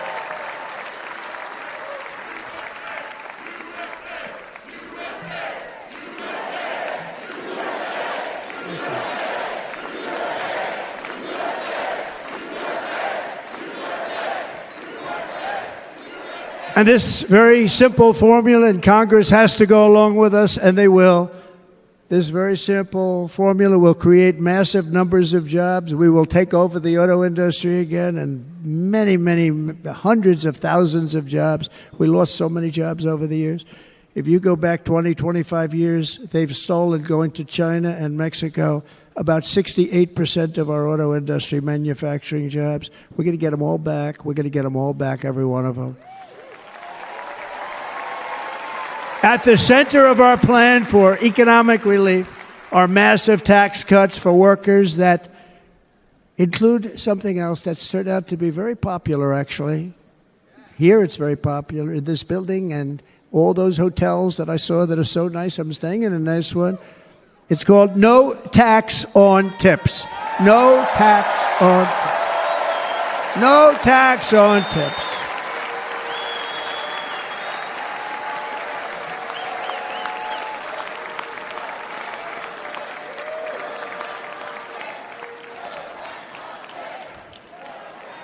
I got that by having dinner recently in Nevada, where we're leading by about 14 points. Hello. I'll see you there very soon, everybody. And we're having dinner at a beautiful restaurant in the Trump building on the Strip, and it's a great building, and the waitress comes over. How's everything going? A really nice person. How's everything? Oh, sir, it's so tough. The government's after me all the time on tips, tips, tips. I said, well, they give you cash. Would they be able to find him? She said, actually, and I didn't know this, she said, very little cash is given. It's all put right on the check. And they come in and they take so much of our money, it's just ridiculous. And they don't believe anything we say. And they've just hired, as you know, 88,000 agents to go after him even more. And I said, this shows the level of my, most people go out, they hire consultants, they pay them millions of dollars. But I said to her, let me just ask you a question. Would you be happy if you had no tax on tips? She said, what a great idea. I got my information from a very smart waitress. That's better than spending millions of dollars. And everybody loves it. Waitresses and caddies and drivers and everybody. It's a large group of people that are being really hurt badly. They make money. Let them keep their money. I'm going to protect Social Security and Medicare. Democrats are going to destroy Social Security and Medicare because all of these people, by the millions they're coming in, they're going to be on Social Security and Medicare and other things, and you're not able to afford it. They are destroying your Social Security and your Medicare. Under my plan, incomes will skyrocket, inflation will vanish completely, jobs will come roaring back, and the middle class will prosper like never, ever before, and we're going to do it very rapidly.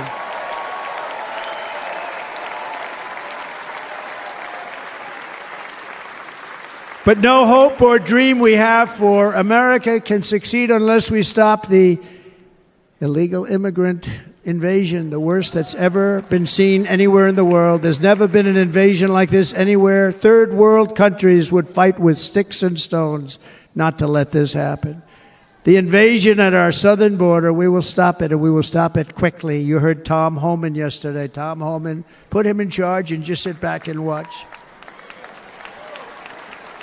Brandon Judd, the Border Patrol, he's incredible. These guys, they really, their job is a lot easier if they don't have to do anything, but they want to. They're patriots. Brandon Judd, Border Patrol, ICE. ICE goes out. You have to see what ICE does with MS-13. You have these are probably the worst gang, and ICE goes in there. And I know a lot of people in these rows here, and they're very tough people, but they don't want to do this job. They'll go into a pack of MS-13 killers. They're the worst. Probably the worst gangs in the world. We have thousands of them. I moved thousands and thousands out in my 4 years. We moved them out, and it was a pleasure. But ICE would go right into a pack of these killers, and you see fists flying, you see everything flying, and then they take them. They put them in a paddy wagon. They take them back, and they get them out of our country. And the other countries weren't accepting them back, and I called up, and I said, tell them that we're not giving them economic aid anymore. And the next day, I got calls from all of these countries that were terminated. Billions of dollars we spend on economic aid to countries that does us, frankly, no good. And the next day, I was called by everybody. I couldn't take all the calls. Sir, what's the problem? I said, you won't take your killers back that you sent in caravans into America. You won't take them back. Well, sir, if you'd like us to, we would give very serious consideration to doing that. And within 24 hours, they were being taken back. For years and years, when I first came in, they said President Obama tried to get him to go back, and they wouldn't accept him. They'd put planes on the runway so you couldn't leave the plane. They'd close the road so you couldn't take the buses. They'd all have to turn back. As soon as I said no more economic aid of any kind to any country that does that, they called back and they said, sir, it would be our great honor to take MS-13. We love them very much. We love them very much, sir. We'll take them back. At the heart of the Republican platform is our pledge to end this border nightmare and fully restore the sacred and sovereign borders of the United States of America, and we're going to do that on day one.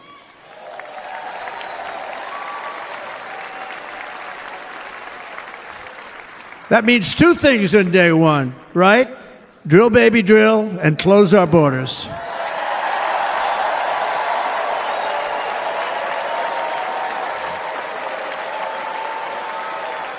And by the way, and I think everybody as a Republican, as a patriot in this room, and most Democrats, we want people to come into our country, but they have to come into our country legally. Legally. Less than 4 years ago, I handed this administration the strongest border in American history. But you can see on the chart that saved my life, that was the chart that saved my life. I said, look it, I'm so proud of it. I think it's one of the greatest, it was done by the Border Patrol, one of the greatest charts I've ever seen. It showed everything just like that. You know the chart. Oh, there it is. That's pretty good. Wow. Last time I put up that chart, I never really got to look at it. But without that chart, I would not be here today.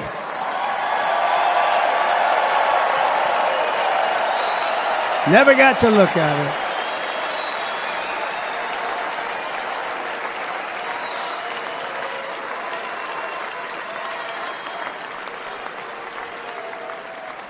I said, you got to see this chart. I was so proud of it. And by the time I got to there, I never got to see it that day. But I'm seeing it now, and I was very proud. If you look at the arrow on the bottom, that's the lowest level, the one on the bottom, heavy red arrow. That's the lowest level of illegal immigrants ever to come into our country in recorded history, right there. Right there. And that was my last week in office. And then you see what happened after I left. Look at the rest. And if you go out a little bit further, it's getting to be a little bit old, but I love it anyway, right? But you can go much higher with those numbers. Look what happened right after that. The invasion began. We had the opposite. We stopped the invasion. But the invasion that we stopped was peanuts by comparison to what happened after I left. Look at what happened after I left. They took over our country.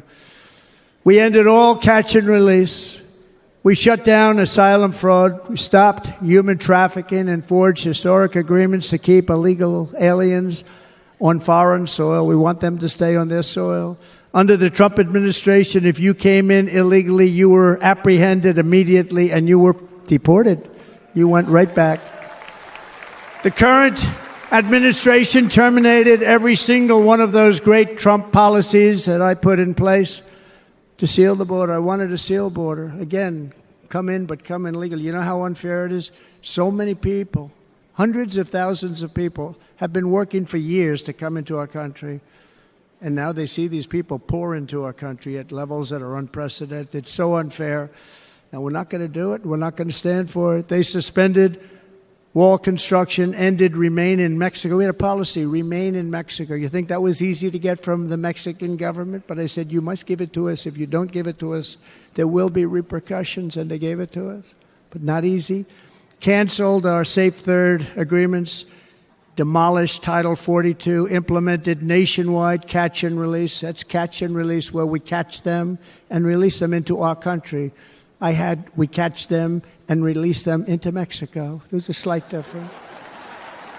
And took 93, this is the previous administration, 93 executive actions to throw open our border to the world. The entire world is pouring into our country because of this very foolish administration. The greatest invasion in history is taking place right here in our country.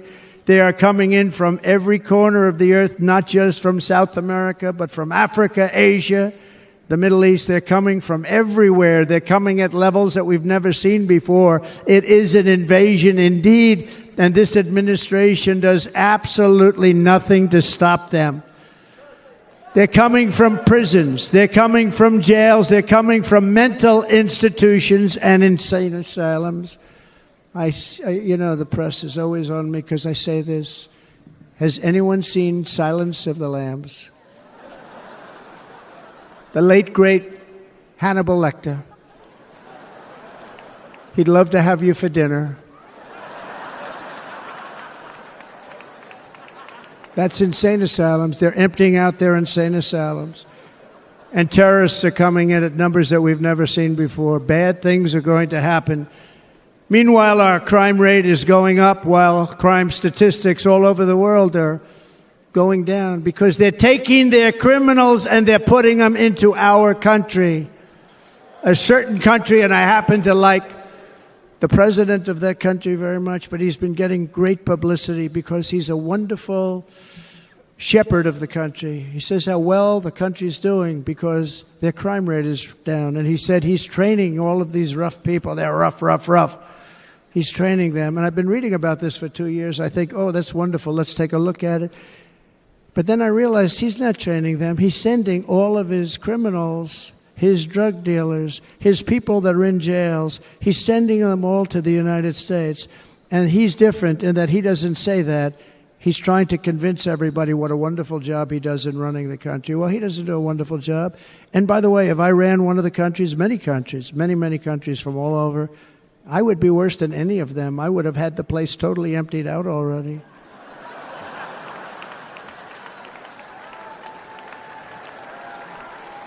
But we become a dumping ground for the rest of the world, which is laughing at us. They think we're stupid.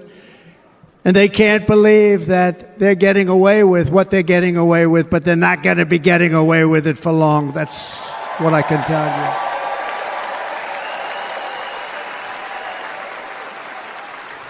you. In Venezuela, Caracas, high crime. Caracas, Venezuela.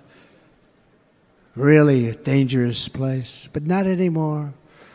Because in Venezuela, crime is down 72%. In fact, if they would ever win this election, I hate to even say that, we will have our next Republican convention in Venezuela because it will be safe.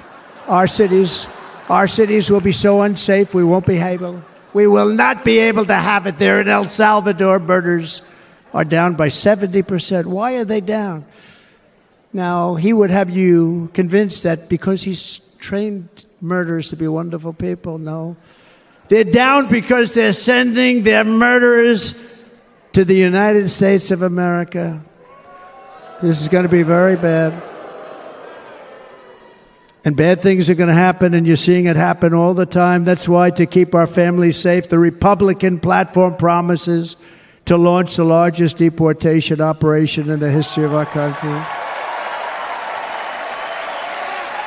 Even larger than that of President Dwight D. Eisenhower from many years ago. You know, he was a moderate, but he believed very strongly in borders. He had the largest deportation operation we've ever had. Just recently, I spoke to the grieving mother of Jocelyn Nungary, a wonderful woman, a precious 12-year-old girl from Houston who last month was tied up, assaulted, and strangled to death after walking to the convenience store just a block away from her house. Her body was dumped near the side of the road in a shallow creek, found by some onlookers who couldn't believe what they had witnessed. Charged with Jocelyn's heinous murder are 2 illegal aliens from Venezuela who came across our border, were in custody, and were then released into the country by this horrible, horrible administration that we have right now. I also met recently with the heartbroken mother and sister of Rachel Morin.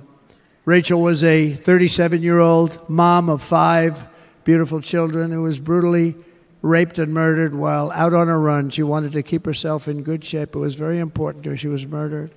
The monster responsible first killed another woman in El Salvador before he was led into America by the White House. This White House let them in. He then attacked a 9-year-old girl and her mother in a home invasion in Los Angeles before murdering Rachel in Maryland. Traveled all throughout the country, doing tremendous damage. Rachel's mother will never be the same. I spent time with her. She will never be the same. I've also met with the wonderful family of Laken Riley, the brilliant 22-year-old nursing student. She was so proud of being first in her class, who was out for a jog on the campus of the University of Georgia when she was assaulted, beaten, and horrifically killed. Yet another American life was stolen by a criminal alien set free by this administration. And these were incredible people we're talking about. These were incredible people who died.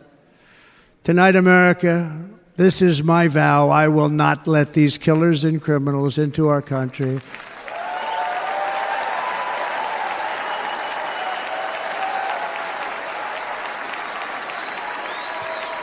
I will keep our sons and daughters safe. As we bring security to our streets, we will help bring stability to the world. I was the first president in modern times to start no new wars. You know, we were the toughest. We were the most respected. And you saw this. Hungry, strong country, run by a very powerful, tough leader. He's a tough guy. Press doesn't like him because he's tough. And he came out recently. They were asking him at an interview, the whole world is exploding. What's happening? What's going on? Viktor Orban, Prime Minister of Hungary, very tough man. He said, I don't want people coming into my country and blowing up our shopping centers and killing people. But they said to him, tell us what's going wrong, what's happening, what is it? He said, there's only one way you're going to solve it. You got to bring President Trump back to the United States because he kept everybody at bay. He used a word I wouldn't use because I can't use that word, because you'd say it was braggadocious. The press would say, who's a braggart? I'm not a braggart. But Viktor Orban said it. He said Russia was afraid of him. China was afraid of him. Everybody was afraid of him. Nothing was going to happen. The whole world was at peace. And now the world is blowing up around us. All of these things that you read about were not going to happen. Under President Bush, Russia invaded Georgia. Under President Obama, Russia took Crimea. Under the current administration, Russia is after all of Ukraine. Under President Trump, Russia took nothing.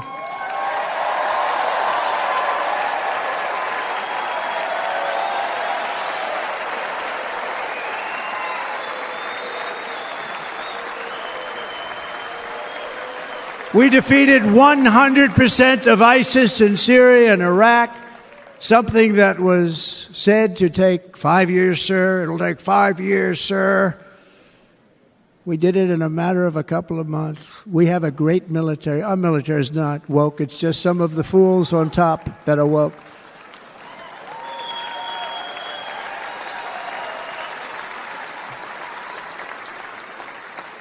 I got along very well. North Korea, Kim Jong-un, I got along very well with him. The press hated when I said that. How could you get along with him? Well, you know, it's nice to get along with somebody who has a lot of nuclear weapons or otherwise, isn't it?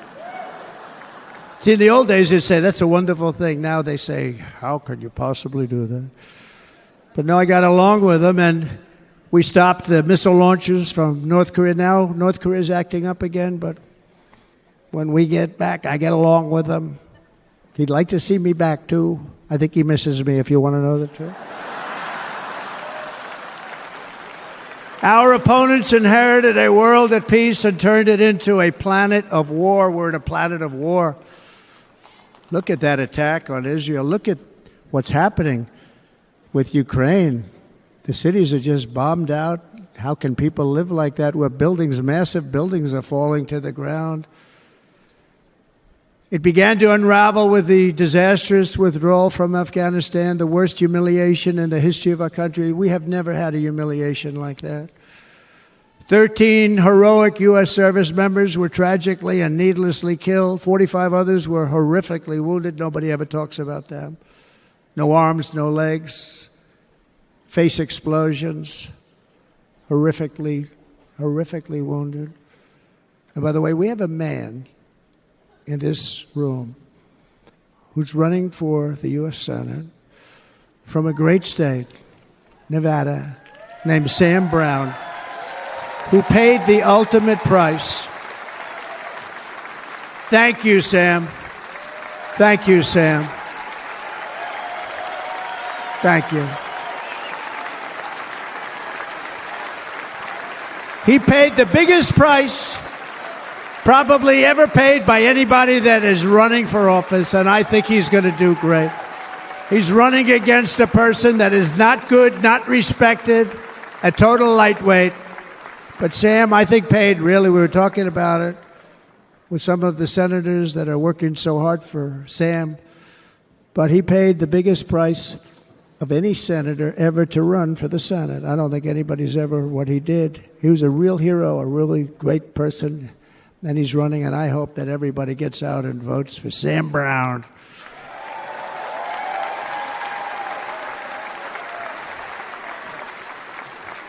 And we also left behind $85 billion worth of military equipment, along with many American citizens were left behind. Many American citizens, emboldened by that disaster, Russia invaded Ukraine. They saw this group of people that were incompetent. We took the soldiers out first. No, we're going to take the soldiers out second. If they would have followed my plan, we had a great plan. But the plan only kicked in if they did everything perfectly, and they weren't doing things perfectly, so we said it doesn't kick in. 18 months in Afghanistan, we didn't have one, so they were killing them left and right, snipers. And I spoke to the head of the Taliban. You've heard this story. Abdul, still there, still the head of the Taliban. The press got on me. Why would you speak to him? I said, because that's where the killing is. I don't have to speak to somebody that has nothing to do with it. And I told him, don't ever do that. Don't ever do that again. Don't ever do that again. You've got to stop. Because during the Obama administration, many great people and soldiers, but a lot of soldiers were being killed from long distance. I said, if you keep doing that, you're going to be hit harder than anybody's ever been hit by a country before.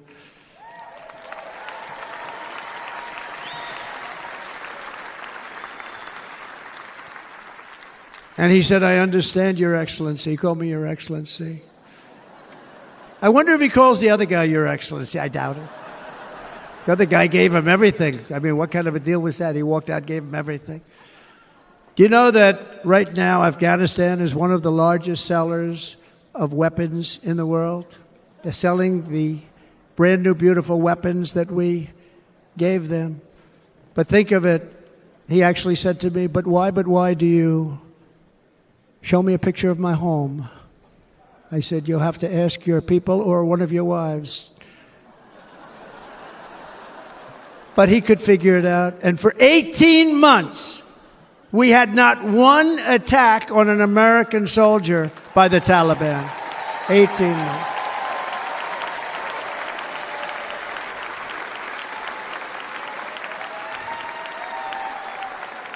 And then we had that horrible day where soldiers were killed. I was not there because of a ridiculous election. But we had that horrible attack. And they also gave up Battleground, one of the biggest bases anywhere in the world, air bases anywhere in the world, the longest runways, most powerful, hardened, thickened runways. We gave it up. And I liked it not because of Afghanistan. I liked it because of China. It's 1 hour away from where China makes their nuclear weapons. And you know who has it now? China has it now. We were keeping that.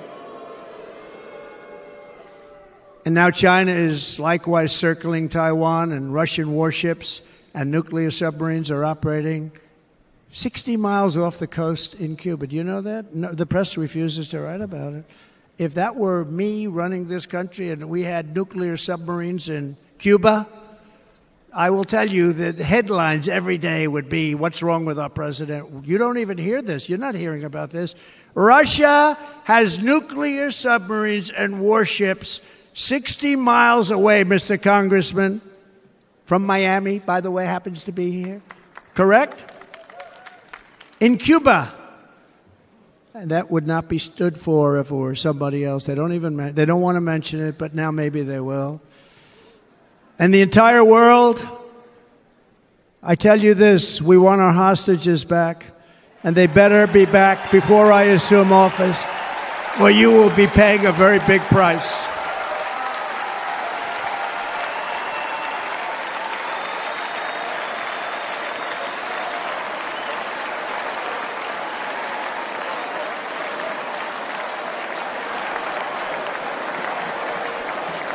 With our victory in November, the years of war, weakness, and chaos will be over. I don't have wars. I had no wars other than ISIS, which I defeated, but that was a war that was started. We had no wars. I could stop wars with a telephone call. I could stop wars with just a telephone call. If properly stated, it would never start. We will replenish our military and build an Iron Dome missile defense system to ensure that no enemy can strike our homeland. And this great Iron Dome will be built entirely in the USA. We're going to build it in the USA. And Wisconsin, just like I gave you that massive ship contract, and you're doing a very nice job, Governor, right? Thank you, Governor. And they're doing a great job. In fact, I had a little design change, and we gave them a tremendous for essentially what we used to call destroyers. These are now the most beautiful. They look like yachts. I said, we have to take the bow, and we have to make it a little nicer and a little point at the top instead of a flat nose. And the people at the shipyard said, this guy sort of knows what he's doing. We have the most beautiful ships, right, Governor? And everybody's sitting over there. And it was a big contract that everybody wanted. I gave it to Wisconsin, but we're going to have a lot of that built right here in the state of Wisconsin and all other states. Israel has an Iron Dome. They have a missile defense system. 342 missiles were shot into Israel, and only one got through a little bit. It was badly wounded. It fell to the ground, but most of them are. And Ronald Reagan wanted this many years ago, but we really didn't have the technology many years ago. Remember, they called it Starship, spaceship, anything to mock him. But he was a very good president, very, very good. But now we have unbelievable technology. And why should other countries have this and we don't? No, we're going to build an Iron Dome over our country, and we're going to be sure that nothing can come and harm our people. And again, from an economic development standpoint, we're going to make it all right here. No more sending it out to other countries in order to help. It's America first. America first. We will unleash the power of American innovation.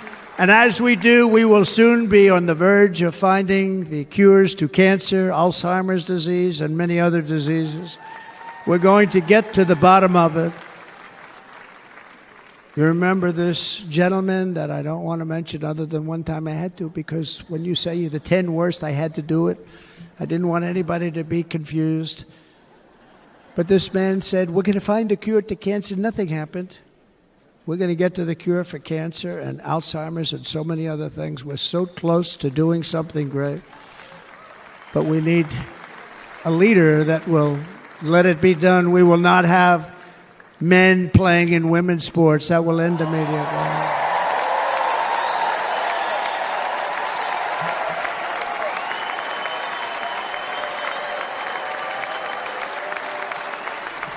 And we will restore and renovate our nation's once great cities, making them safe, clean, and beautiful again. And that includes our nation's capital, which is a horrible killing field. So many things. They leave from Wisconsin. They go to look at the Washington Monument. They end up getting stabbed, killed, or shot. We will be very soon very proud of our capital. Again, Washington, D.C.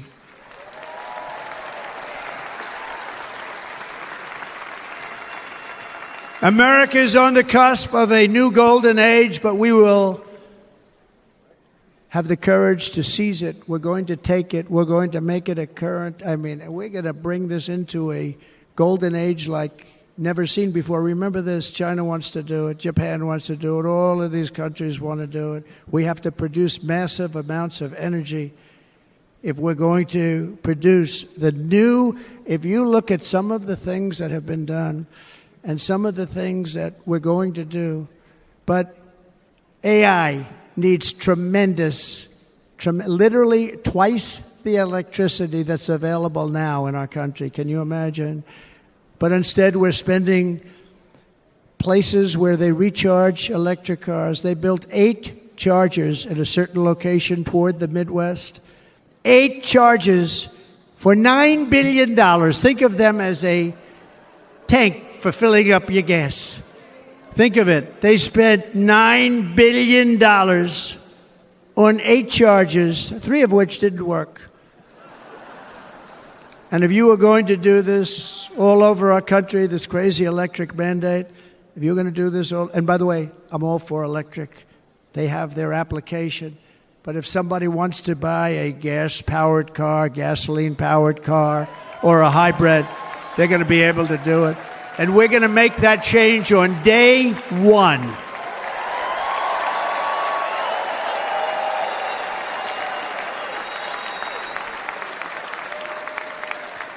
So to conclude, just a few short days ago, my journey with you nearly ended. We know that.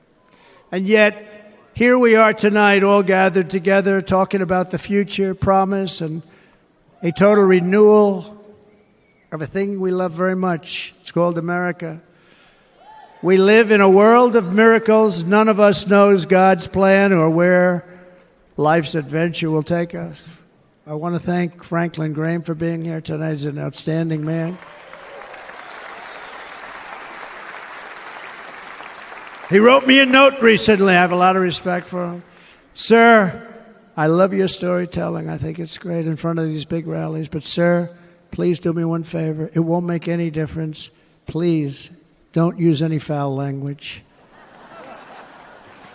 I was a little embarrassed. He said, it won't make any difference. Actually, it does. The story's not quite as good, but I've been very good. The story is not quite as good, to be honest. I've got to have a little talk with Franklin, but he was great. He's a great gentleman. His father was so incredible, Billy Graham. My father used to love taking me to see Billy Graham. My father would take me to see Billy Graham at Yankee Stadium. He had the biggest rallies you've ever seen. He was a good rally guy, too. But he'd get up, and he was a fantastic guy. My father loved Billy Graham. But I love Franklin Graham. I think Franklin's been fantastic, and I'm working so hard to adhere to his note to me. I'm working hard on it, Franklin. But if the events of last Saturday make anything clear, it is that every single moment we have on earth is a gift from God.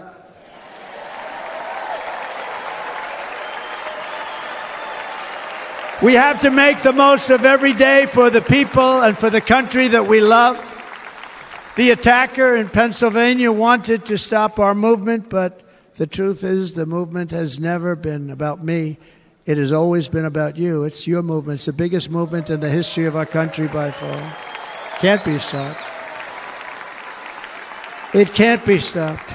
It has always been about the hardworking, patriotic citizens of America. For too long, our nation has settled for too little. We settled for too little. We've given everything to other nations, to other people.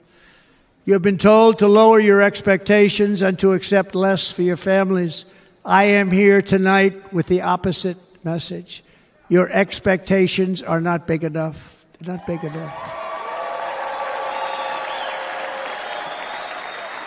It is time to start expecting and demanding the best leadership in the world, leadership that is bold, dynamic, relentless, and fearless. We can do that.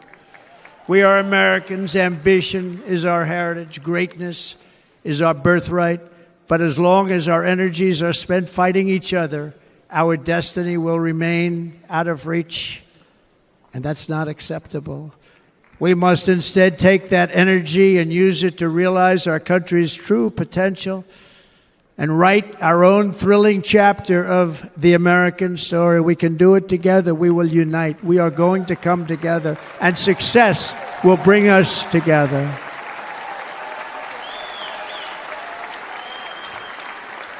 It is a story of love, sacrifice, and so many other things. And remember the word, devotion. It's unmatched devotion. Our American ancestors crossed the Delaware, survived the icy winter at Valley Forge, and defeated a mighty empire to establish our cherished republic. They fought so hard, they lost so many.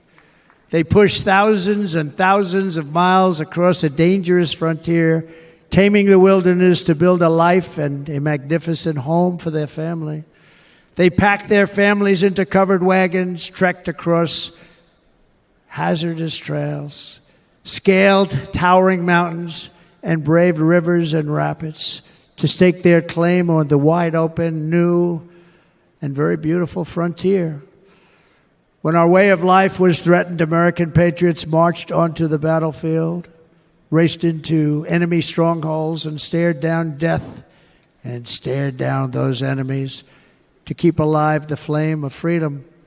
At Yorktown, Gettysburg, and Midway, they joined the roll call of immortal heroes. So many heroes, so many great, great people. And we have to cherish those people. We can't forget those people. We have to cherish those people.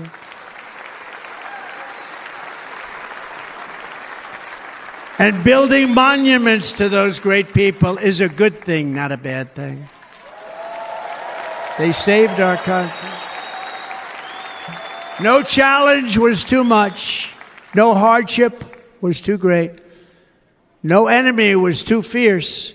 Together, these patriots soldiered on and endured, and they prevailed because they had faith in each other, faith in their country, and above all, they had faith in their God.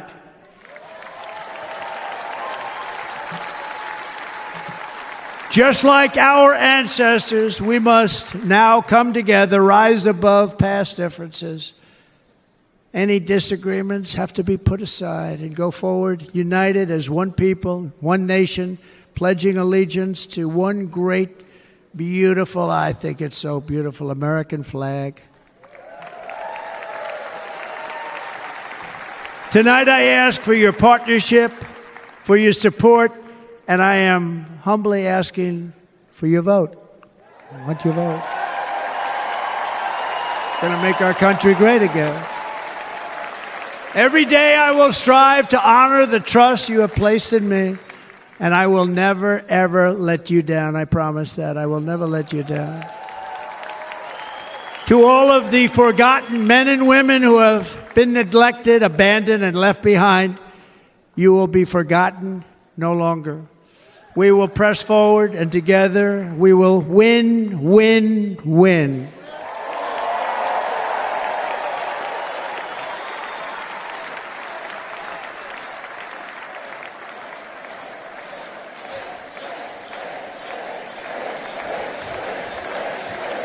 Win, win, win, win, win, win. Nothing will sway us, nothing will slow us, and no one will ever stop us. No matter what dangers come our way, no matter what obstacles lie in our path, we will keep striving toward our shared and glorious destiny, and we will not fail. We will not fail. Together we will save this country, we will restore the republic, and we will usher in the rich and wonderful tomorrows that our people so truly deserve. America's future will be bigger, better, bolder, brighter, happier, stronger, freer, greater, and more united than ever before.